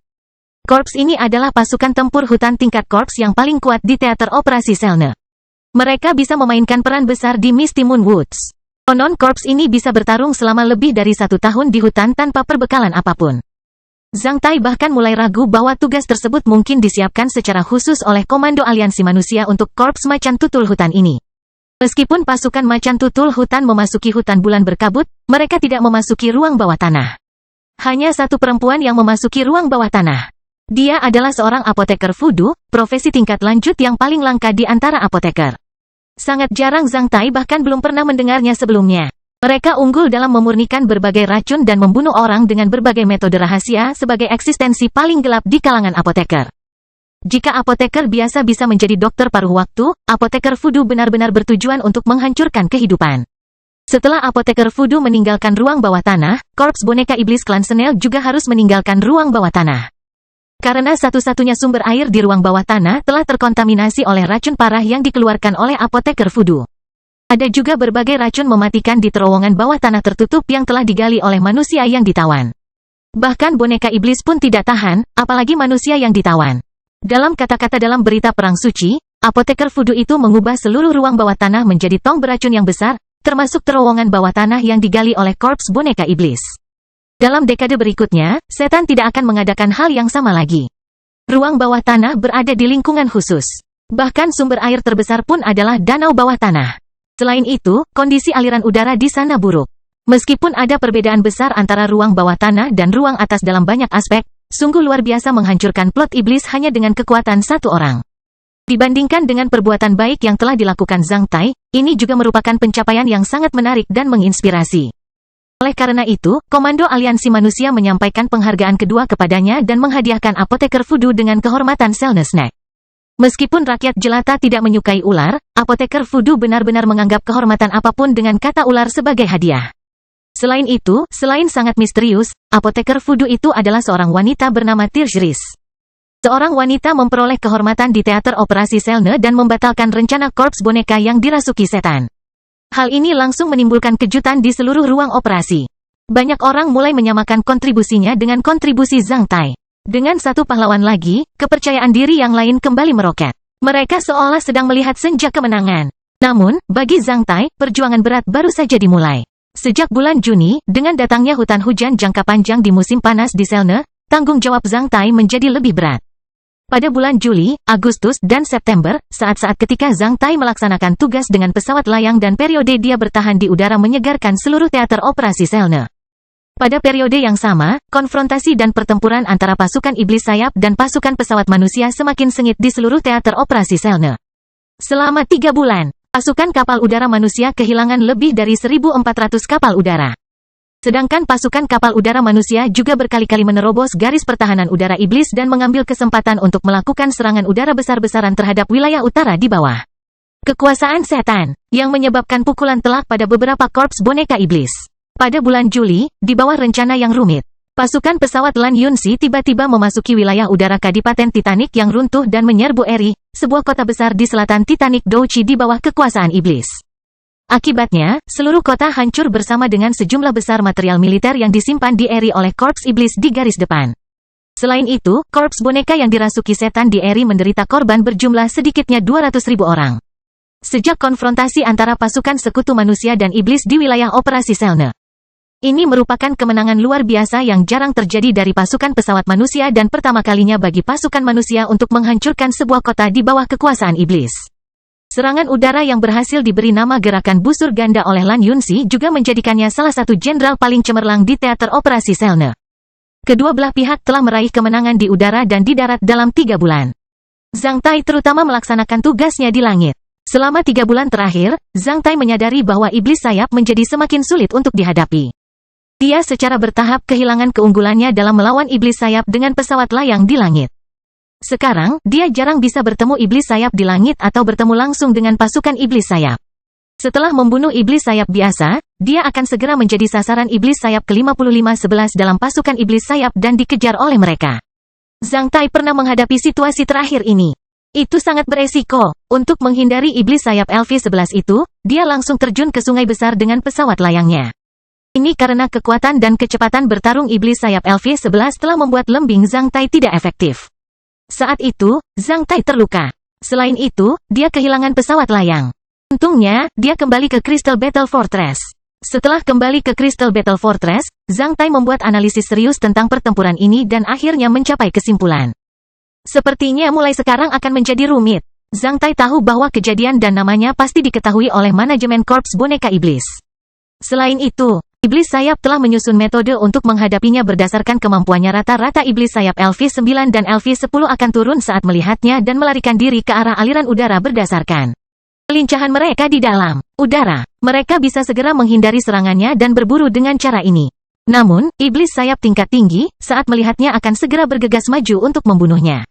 Dalam situasi seperti ini, meskipun Zhang Tai meningkatkan frekuensinya untuk melaksanakan tugas, ia dapat memburu lebih sedikit setan sayap selama 3 bulan. Dari awal Juli hingga akhir September, Zhang Tai memburu total kurang dari 10 iblis sayap. Namun, ia berkali-kali hampir kehilangan nyawanya di udara. Karena jumlah iblis sayap yang bisa diburunya menurun tajam, maka buah dari sumber iblis sayap yang sudah lama diinginkan Zhang Tai masih belum matang. Oleh karena itu, eksploitasi militernya pada peringkat eksploitasi militer tetap tidak berubah. Pada saat yang sama, eksploitasi militer para elit lain dari 6 klan mulai meroket, menyebabkan persaingan yang lebih ketat pada peringkat eksploitasi militer di Crystal Battle Fortress. Ini adalah batas atas yang bisa dicapai oleh pesawat tempur LV9. Ibarat perbatasan antara stratosfer dan troposfer, ia memisahkan dua dunia. Zhang Tai merasa bahwa dia sudah mencapai titik kemacetan. Hanya mereka yang berada di atas LV10 yang bisa memasuki dunia di atas langit-langit ini. Jika dia tidak menembus langit-langit ini, Zhang Tai tahu bahwa dia tidak akan bisa mengubah situasi seperti itu. Dia masih akan dikejar oleh iblis sayap LV11 di langit. Para bestard dari Asosiasi Tiga Mata itu masih bisa dengan santai mengatur beberapa pembunuh di pasar pemburu iblis ilegal sehingga dia tidak berani berkeliaran di pasar dengan santai. Ini adalah krisis kelangsungan hidup yang mendesak yang disebabkan oleh rendahnya tingkat kekuasaan.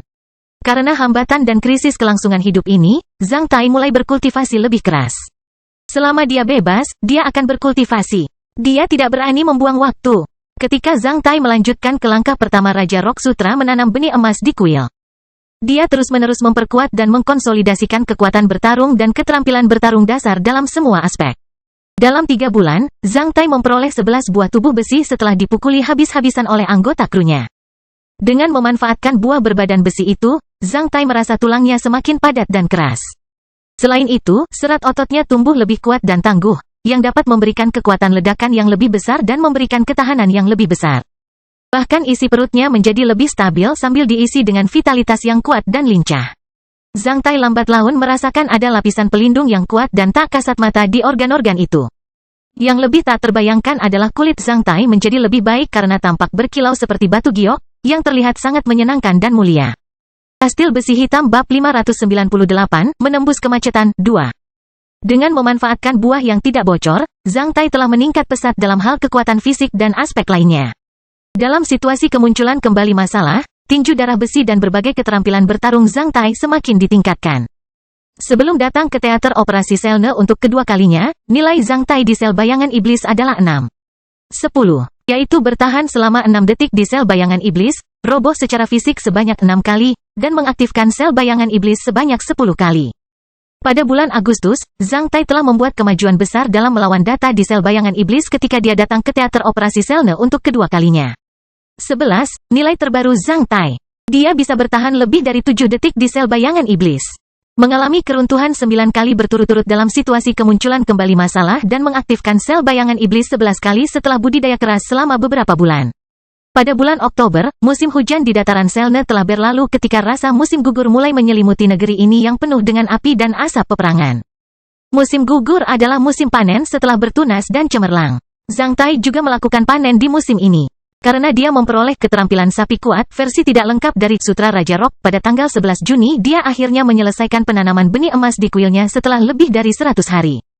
Pada malam tanggal 4 Oktober Zhang Tai sedang duduk di tempat tidur di kamar Kapten Idiot dengan menyilangkan kaki. Sejak dia kembali ke markas Idiots pada tanggal 2 Oktober Zhang Tai berada di kamar Kapten. Semua anggota kru tahu bahwa Zhang Tai sedang berkultivasi, oleh karena itu, tidak ada yang mengganggunya. Di titik puncak kuil, telur emas besar itu telah ditutupi dengan rune klasik seperti bulu yang padat. Ada total 986 rune di atasnya. Rune terakhir seperti spiral berputar dengan ekor yang indah. Saat Zhang Tai benar-benar mewujudkan rune terakhir di atas telur emas menggunakan energi spiritual dan ki pertempurannya, dia merasa rileks. Setelah itu, sebelum menghela nafas, seluruh tubuh Zhang Tai gemetar. Dalam pikiran Zhang Tai, titik puncak kuil mulai berguncang dengan keras. Ketika titik lonjakan kuil bergetar, telur emas yang ditutupi dengan 987 rune misterius mulai melayang dan memancarkan cahaya warna-warni yang cemerlang, membuat seluruh titik lonjakan kuil seterang istana kekaisaran. Sementara itu, perut bagian bawah Zhang Tai menjadi sehangat termos. Warnanya berubah dari merah menjadi oranye, kuning, hijau, cian, biru dan ungu. Lampu warna-warni ini muncul bergantian. Tampaknya mereka menembus titik puncak kuil, dan mulai bersinar di mana-mana di dalam tubuh Zhang Tai. Zhang Tai mulai merasakan bahwa tubuhnya menjadi setransparan kaca, sementara daging, darah, tulang, pembuluh darah, dan organnya berangsur-angsur menghilang, menyebabkan tubuhnya kosong di dalam dan di luar dan cukup murni. Saat telur emas itu berubah warna, tubuh Zhang Tai menjadi glasir yang besar, khusyuk, dan sakral. Dalam perasaan dan alam yang begitu menyenangkan, Zhang Tai tiba-tiba mendengar kicauan yang inovatif. Pada saat yang sama, telur emas pecah berkeping-keping dan memancarkan cahaya warna-warni yang terang. Setelah itu, 987 rune mulai melayang dari telur emas dan berkumpul di udara. Akhirnya, seekor burung besar yang seluruhnya terdiri dari cahaya yang penampilannya terlihat kabur di kuil. Meski virtual, saat melihat burung itu, Zhang Tai merasakan energi dan ki yang kuat dan tak terlukiskan yang dapat menghancurkan alam semesta. Dia hampir berlutut karena ibadah. Burung besar yang terdiri dari cahaya itu mengepakkan sayapnya saat sehelai bulu tipis jatuh dari tubuhnya dan terbang keluar dari kuil. Akhirnya mendarat di suatu tempat di dalam tubuh Zhang Tai. Burung besar itu terus-menerus mengepakkan sayapnya saat fitur-fitur cahaya terus-menerus terbang keluar dari kuilnya dan menuju kemanapun di dalam tubuhnya. Pada akhirnya, Zhang Tai merasa bagian dalam tubuhnya ditutupi dengan fitur cahaya dari burung besar itu. Burung besar itu berkicau keras sebanyak 4 kali. Saat berkicau untuk pertama kalinya, Zhang Tai merasa tubuhnya sebesar tanah. Saat ia berkicau untuk kedua kalinya, Zhang Tai merasakan tubuhnya dinamis seperti air. Saat ia berkicau untuk ketiga kalinya, Zhang Tai merasa seringan angin. Ketika burung itu berkicau untuk keempat kalinya, maka Zhang Tai merasa sepanas api. Setelah 4 kicauan, Zhang Tai memperoleh massa yang lebih besar, tubuh yang lebih lincah, ruang yang lebih luas, dan gairah yang besar. Akhirnya, keempat elemen dan perasaan itu bercampur satu sama lain dan sekali lagi memenuhi tubuh kosong Zhang Tai seperti mewarnai sebuah lukisan. Zhang Tai kemudian merasakan keberadaan darah, daging, tulang, dan organ tubuhnya, serta merasakan jantungnya berdetak kencang dan darah mengalir kembali. Pada saat ini, detak jantungnya terdengar seperti raksasa yang menabuh genderang pertempuran. Selain itu, suara darah yang mengalir di pembuluh darah Zhang Tai juga terdengar seperti aliran sungai yang gembira. Suara genderang perang dan aliran sungai bergema di tubuh Zhang Tai, memberinya perasaan baru dan aneh. Bagaimana darah mengalir di tulang belakang seperti bagaimana sungai mengalir di punggung gunung. Bergaung di dadanya, detak jantungnya bagaikan lagu yang nyaring dan anggun di lembah yang tenteram. Dikombinasikan dengan isi perutnya, mereka menampilkan musik yang lembut. Hati, jantung, limpa, paru-paru dan ginjal, hijau, merah, kuning, putih dan hitam, 1, 2,3, 5,6, not musik. Kayu, api, tanah, emas dan air, kemarahan, kebencian, keluhan, kemarahan dan kebosanan. Zhang Tai belum pernah merasakan perasaan seperti itu sebelumnya. Dia sepertinya telah menyadari sesuatu. Ia merasa memiliki segalanya, termasuk gunung, sungai, bintang, dan alam semesta. Ketika perasaan sebenarnya pulih, Zhang Tai akhirnya terbangun dan membuka matanya. Dia masih duduk di kamar Kapten Idiot. Namun, suatu malam telah berlalu. Dia melihat senja fajar melalui jendela yang tertutup. Namun, dia bersemangat seperti baru pulih beberapa hari saat dia merasa terbang di udara. Zhang Tai melihat ke dalam tubuhnya saat dia hampir meneteskan air matanya. Pada saat ini, semua titik lonjakan yang tak terlihat telah terwujud dalam indranya dengan jelas. Seperti membersihkan awan dan melihat matahari, setiap titik gelombang merupakan inti energi di tubuhnya. Mereka menyebar di tubuh Zhang Tai seperti 987 bintang. Selain 34 titik lonjakan di tulang punggungnya, 953 titik lonjakan lainnya telah muncul. Pada saat ini, semua 987 rune Raja Rock Sutra, yang ia habiskan hampir 100 hari untuk divisualisasikan muncul kembali. Setiap rune cocok dengan setiap titik lonjakan. Gambar rune jelas muncul di inti titik-titik lonjakan tersebut. Dari 34 titik lonjakan di tulang punggungnya yang telah menyala, 34 rune itu sama cemerlangnya dengan api. Sebagai perbandingan, rune di 953 titik lonjakan tak kasat mata yang belum menyala tampak agak gelap. Sejak saat itu, gerbang dari LV10 ke LV16 terbuka sepenuhnya bagi Zhang Tai. Pada saat yang sama, Zhang Tai benar-benar merasakan kekuatan dan teror dari pengetahuan rahasia tingkat kaisar. Segera setelah dia selesai menanam benih emas di kuilnya, semua titik lonjakan tak terlihat di tubuhnya telah terwujud sepenuhnya. Itu sungguh luar biasa. Meskipun Zhang Tai belum mengembangkan pengetahuan rahasia lainnya, dia sudah mendengar tentang efek budidaya pengetahuan rahasia lainnya dalam beberapa bulan ini. Menurut pengetahuan Zhang Tai, bahkan Sutra Matahari Penghancur milik klan Zhang tidak dapat mewujudkan titik-titik lonjakan yang tak terlihat sampai tahap selanjutnya. Beberapa pengetahuan rahasia tingkat Viscount atau tingkat Baron akan menghabiskan lebih banyak waktu bagi penggarap untuk mewujudkan titik lonjakan yang tidak terlihat. Beberapa dari mereka bahkan memerlukan koordinasi antara kekuatan luar dan obat-obatan untuk mewujudkan titik-titik lonjakan yang tidak terlihat. Namun, segera setelah Anda menanam benih emas Raja Rock Sutra di kuil Anda akan mewujudkan semua titik lonjakan yang tidak terlihat. Apa yang perlu dilakukan Zhang Tai adalah menyalakan semua titik gelombang yang tak terlihat satu demi satu dan menyaksikan nirwana. Kuat, itu terlalu kuat. Sungguh pengetahuan rahasia setingkat kaisar? Mungkin inilah Rana Sutra ini. Orang yang mengolah Raja Rock Sutra akan menjadi seperti Raja Rock. Selama ia merentangkan sayapnya, ia akan menembus udara dan awan. Dalam sepersekian detik, ia akan menempuh jarak puluhan ribu mil karena hanya ada bintang di matanya. Tidak ada kendala lagi. Jalan di depan akan bersih dan jalan di belakang akan menjadi debu di bawah kaki. Di titik puncak kuil, telur emas telah hilang sama sekali. Yang tersisa di kuil hanyalah rune benih Raja Rock yang cemerlang, yang merupakan fitur spiritual. Sekarang karena Raja Rock Sutra, metode untuk menyalakan titik-titik tidak akan sebodoh sebelumnya. Sebatang bulu spiritual itu adalah kunci untuk mengolah Raja Rock Sutra dan menerangi titik-titik lonjakan yang tak terlihat itu. Meskipun Zhang Tai ingin bergegas ke kastil besi hitam, membakar sebatang bulu spiritual itu dengan buah-buahan yang tidak bocor yang telah terakumulasi di kastil besi hitam untuk waktu yang lama, dan berpromosi ke LV10 dengan kecepatan tercepat. Lebih tergesa-gesa, lebih lambat. Karena dia baru saja menerobos jalur penting setelah berkultivasi selama berhari-hari, dia perlu istirahat. Memikirkan hal ini, Zhang Tai turun dari tempat tidur, membuka pintu kamar kapten dan berjalan keluar. Saat ini, masih dini hari. Karena ini adalah hari libur, selain beberapa orang yang bertugas dan beberapa penjaga, sebagian besar kru idiots belum bangun. Cuacanya bagus hari ini. Zhang Tai datang ke dek pesawat dan menemukan matahari baru saja muncul dari cakrawala, mewarnai langit timur dan seluruh dataran Selene menjadi warna emas. Setelah menanam benih emas di kuil, semuanya terlihat jelas di depan matanya. Tidak ada lagi gunung di depan matanya sejak saat itu. Sebuah garis terlintas di benak Zhang Tai saat Zhang Tai merasa sangat heroik. Dia merasa sangat cerah di depan matanya. Rasa depresi dan frustasi yang menumpuk di benaknya selama beberapa bulan lenyap dalam hitungan detik. Iblis, Asosiasi Tiga Mata, Persetan Kamu, Kastil Besi Hitam Bab 599, mengalahkan pelatihan dan promosi. Dapur para idiot terbuka hanya ketika pesawat itu mendarat di tanah. Saat itu, anggota kru mungkin sudah menikmati makanan hangat di dapur. Ketika para idiot melaksanakan tugas di udara. Tidak peduli berapa lama tugas tersebut berlangsung, tembakan terbuka tidak diperbolehkan melintasi pesawat kecuali ketel uap di ruang mesin yang berada di bawah kendali ketat. Selama proses pelaksanaan tugas, awak kapal hanya boleh memakan ransum kering dan makanan yang diawetkan. Dalam hal ini, setiap kali pesawat mendarat untuk mengambil persediaan, dapur akan selalu dipenuhi orang, seperti saat ini. Namun, situasi hari ini sedikit berbeda dibandingkan sebelumnya. Meskipun para anggota kru sedang makan, mereka semua fokus pada John Tua, koki dari idiots yang berlari antara dapur dan ruang makan. John Tua sangat bersemangat. Selama John Tua bersemangat, hidungnya akan memerah. Hari ini, hidung Join yang lama semerah badut yang dibuat-buat. Tentu saja, yang bisa membuat chef hotel bintang 5 ini begitu sibuk adalah kapten para idiots. Karena kaptennya selalu sibuk, dia jarang makan di ruang makan. Meskipun dia datang ke sini, dia akan menyelesaikan makanannya dan segera pergi. Dikatakan bahwa John Tua bahkan pernah mengeluhkan hal itu sebelumnya. Hari ini, John Tua menjadi sangat bersemangat dan rajin. Orang yang lebih menarik daripada John Tua di ruang makan adalah Zhang Tai.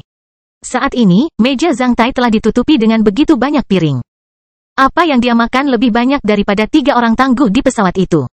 Selain itu, dia masih makan. Sepertinya dia tidak akan merasa kenyang. Semua anggota kru tidak menyadari bahwa kapten mereka memiliki nafsu makan yang baik sampai sekarang. Cepat, beri aku jalan, beri aku jalan. Teriak John Tua dengan keras, menakuti beberapa anggota kru yang sedang mengantri untuk mengisi piring jauh-jauh. Sambil mengangkat piring, dia berlari ke depan Zhang Tai sambil menurunkan tubuhnya dan menyajikan piring itu di atas meja di depan Zhang Tai. Setelah itu, dia membuka sampul piringnya dan berkata, "Kapten, coba yang ini, ikan panggang emas." Ini adalah hidangan terbaik saya ketika saya menjabat sebagai koki di Chiring Empire. Saya butuh waktu setengah jam untuk memasak hidangan ini. Saat sampulnya dibuka, semua orang di sekitar mencium aroma yang memikat. Banyak orang mulai mengangkat hidung untuk mengendus. Ketika John tua memperkenalkan hidangan terkenalnya kepada Zhang Tai tidak sabar untuk mengambil ikan panggang emas dan menelannya. Karena gigi Zhang Tai sekeras baja, dia segera memakan seluruh hidangannya. Sampai dia memakan ikan panggang emas itu, Zhang Tai mendapati John tua sedang menatapnya seperti sedang dianiaya. Apa? Zhang Tai bertanya dengan ekspresi takjub. Kapten, kamu lupa menempelkan sausku di atasnya. Ikan bakar emas terasa lebih enak dengan saus. John tua tampak seperti seorang seniman menyaksikan seorang tukang batu merusak lukisan kelas 1. Apakah itu nyata? Setelah mengatakan itu, Zhang Tai melihat sepiring saus di samping piring itu. Dia lalu menunjukkan senyuman malu-malu. Aku akan mencobanya. Semoga ini belum terlambat. Zhang Tai menjawab sambil menuangkan sepiring saus itu ke dalam mulutnya dan langsung menelannya. Setelah itu, dia mendecakkan bibirnya 2 kali. Rasanya enak sekali. Bagus sekali. John tua membuka mulutnya lebar-lebar. Ini pertama kalinya dia melihat seseorang memakan ikan bakar emas dengan cara ini.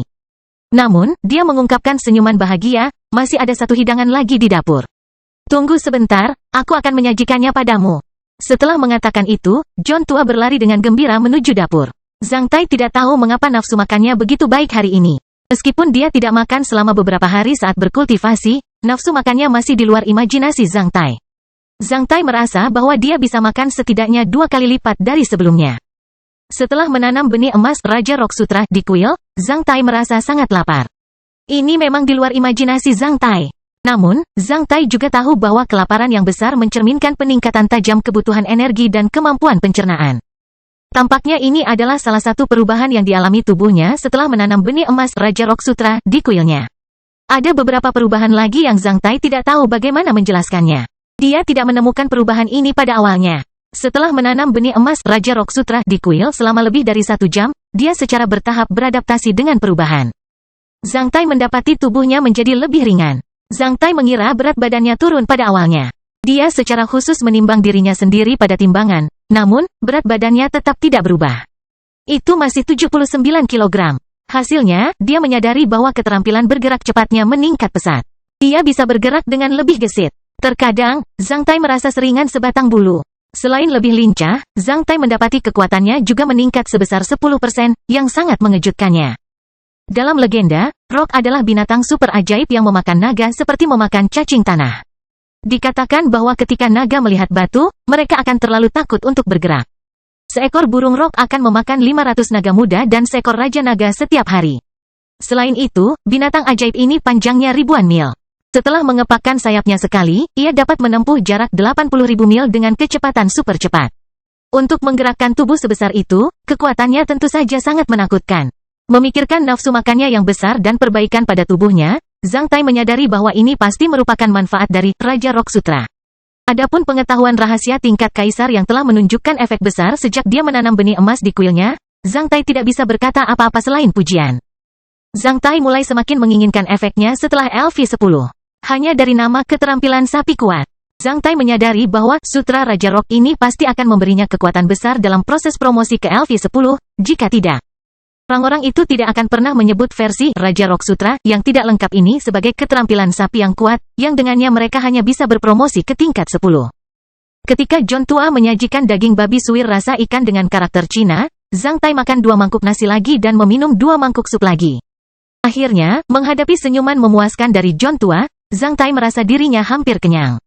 Setelah sarapan dan istirahat sebentar, Zhang Tai memulai latihan pemukulannya. Latihan pemukulan ini telah menjadi adegan paling riuh di pangkalan pesawat Crystal Battle Fortress sejak dimulai. Setiap kali Zhang Tai bersiap untuk dikalahkan, dia akan langsung dikelilingi oleh banyak petarung biasa di Crystal Battle Fortress dan pangkalan pesawat. Selene Eagle, kita siap dikalahkan sekali lagi. Seperti seruan seseorang di luar Idiots. Segera setelah Zhang Tai dan para anggota kru turun dari Idiots, mereka dikelilingi oleh banyak pria yang menggosok tangan mereka dengan mata berkilauan. Zhang Tai tidak tahu mengapa orang-orang itu begitu positif sampai teman pertama para idiot menjelaskannya kepadanya. Ketika mereka mempunyai kesempatan untuk mengalahkan Selene Eagle, itu terdengar hebat. Nanti, bahkan jika mereka meninggalkan wilayah operasi Selene, ketika seseorang bertanya kepada mereka apa hal paling keren yang pernah mereka lakukan di wilayah operasi Selene, Mereka akan bersumpah bahwa mereka telah mengalahkan Selene Eagle berkali-kali. Selain itu, dia tidak pernah berani melawan. Keren sekali. Setelah mendengar alasan seperti itu, Zhang Tai memaksakan senyum pahit. Namun, Zhang Tai tahu bahwa itu nyata. Jika dia masih merupakan sosok kecil di kota Black Hot, dia akan melakukan hal ini juga untuk pamer di rumah. Namun, Zhang Tai tidak mempermasalahkan hal itu. Setelah akrab dengan semua orang, setiap latihan pemukulan seperti bermain dengan teman. Dia tidak memiliki beban mental sama sekali. Setelah latihan pemukulan selama beberapa bulan, kemampuan ketahanan serangan Zhang Tai berangsur-angsur meningkat. Lambat laun, Zhang Tai mengajukan tuntutan baru kepada orang-orang yang mengalahkannya. Mereka diminta menyerangnya dengan pentungan dan tongkat kayu. Senjata-senjata itu terbuat dari kayu lengkeng dan kayu ash yang tidak terlalu keras. Zhang Tai telah mencobanya. Dengan alasan tidak menggunakan battle key, ketika kayu lengkeng dan kayu ash dipatahkan di tubuhnya, itu mendekati batas serangan sehingga dia bisa berdiri tanpa cedera. Ini adalah semacam perlindungan bagi dirinya sendiri. Dengan melakukan ini, orang-orang itu dapat bersenang-senang sepenuhnya. Selain itu, dia dapat merasakan efek latihan terbaik dengan cara ini. Baik, karena kamu telah menunggu kesempatan ini selama beberapa hari, kamu bisa mengalahkanku sekarang. Zhang Tai berdiri di tengah-tengah pusat pelatihan dengan mengenakan beludru pelatihan, celana militer, dan sepasang sepatu kulit pelatihan. Saat dia membuka mulutnya, yang lain tertawa. Zhang Tai, ketika giliranku tiba, bisakah aku meminta orang mengambil foto untuk kita? Seorang pria bercanda dengan Zhang Tai. Tentu saja, tapi hak potret saya sangat mahal. Anda harus membayar 100 koin emas untuk setiap foto bersama saya. Zhang Tai tertawa terbahak-bahak diikuti oleh tentara lainnya sekali lagi. Zhang Tai kemudian melambaikan tangannya ke arah mereka ketika 7 orang di klub dan tongkat kayu langsung mengerumuni dan dengan ganas menyerang Zhang Tai. Zhang Tai tidak melawan. Dalam sepersekian detik, beberapa pentungan di tubuhnya diretas. Pada saat ini, Lan Yunxi dan seorang pria berpangkat Mayor Jenderal berjalan ke sana. Sambil berdiri di luar kerumunan, mereka menyaksikan latihan antara Zhang Tai dan para petarung tersebut. Pria itu hanya menyaksikan Zhang Tai dipukuli beberapa detik sebelum menarik napas dingin. Orang-orang yang tidak bersalah itu mengira bahwa Zhang Tai hanya menghindari pemukulan. Namun, di mata para tokoh dikdaya seperti Mayor Jenderal, pola latihan Zhang Tai benar-benar mengejutkannya. Kastil Besi Hitam Bab 600, Tugas Baru. Zhang Tai dikelilingi oleh 7 orang, semuanya adalah prajurit rata-rata di bawah LV6. Meskipun mereka bukan pembangkit tenaga listrik, mereka memiliki pengalaman bertarung yang sangat kaya. Mereka menyerang bagian-bagian tubuh Zhang Tai dengan ganas dan dalam frekuensi serangan yang berbeda-beda. Karena Zhang Tai tidak bisa melawan, Zhang Tai memiliki ruang gerak yang sangat terbatas. Namun, di ruang yang terbatas, penampilan Zhang Tai benar-benar mengejutkan dalam proses pemukulan dengan pentungan dan tongkat kayu. Rakyat jelata mungkin tidak mengetahui niat Zhang Tai, namun, di mata pembangkit tenaga listrik yang menyaksikan hal itu bersama dengan Lan Yunxi, Zhang Tai secara tidak sadar mengendalikan frekuensi serangan dengan menggerakkan kakinya. Lebih jauh lagi, dia bahkan memilih tempat untuk dipukuli.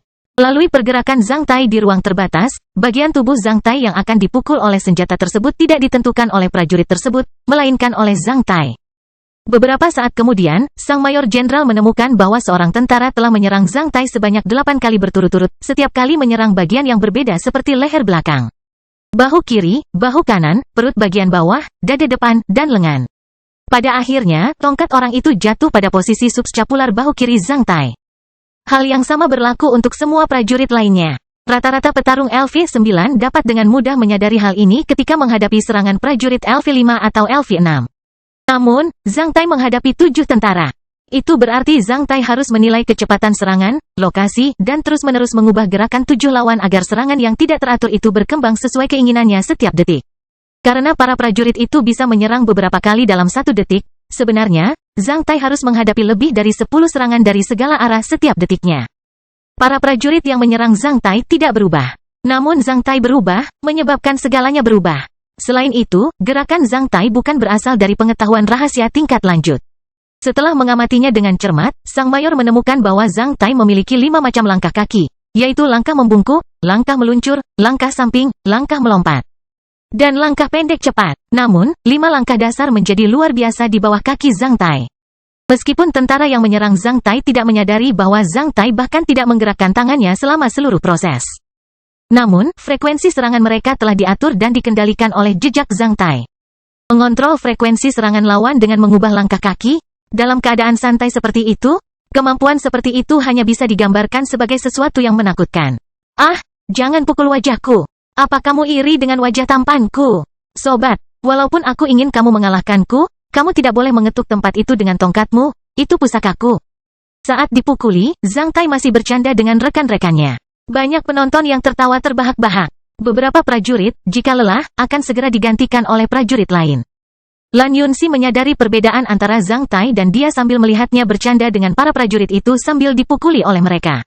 Dia tidak bisa melakukan ini. Tak seorang pun di Istana Naga Tersembunyi bisa melakukan ini, apalagi dia. Tak satu pun petarung di atas LV9 di Crystal Battle Fortress bisa melakukannya. Namun, Zhang Tai berhasil mencapainya meski telah memenangkan penghargaan di teater operasi Selne. Di mata Zhang Tai, dia memang memperlakukan rakyat jelata sama seperti dia. Tidak peduli apa yang harus dilakukan terhadap orang-orang ini, dia tidak akan merasa malu atau terhina tentang hal itu. Sebaliknya, dia bisa menikmatinya. Meskipun dia tidak akan mendiskriminasi rakyat jelata ini, dia tahu bahwa dia berbeda dari orang-orang ini. Dia mengetahuinya sejak dia masih muda. Mungkin tidak ada petarung tingkat tinggi atau pria dengan masa depan cerah yang telah membangkitkan garis keturunan leluhur mereka yang akan merasakan hal yang sama seperti rakyat jelata ini. Kecuali Zhang Tai. Ini juga merupakan perbedaan terbesar antara Zhang Tai dan yang lainnya. Demi rakyat jelata yang aneh itu, dia bahkan melanggar peraturan klan dan menderita di kota surga dingin. Di sini, dia menikmati menjadi kantong daging manusia dari rakyat jelata. Bodoh. Lan Yunxi menghela nafas dalam.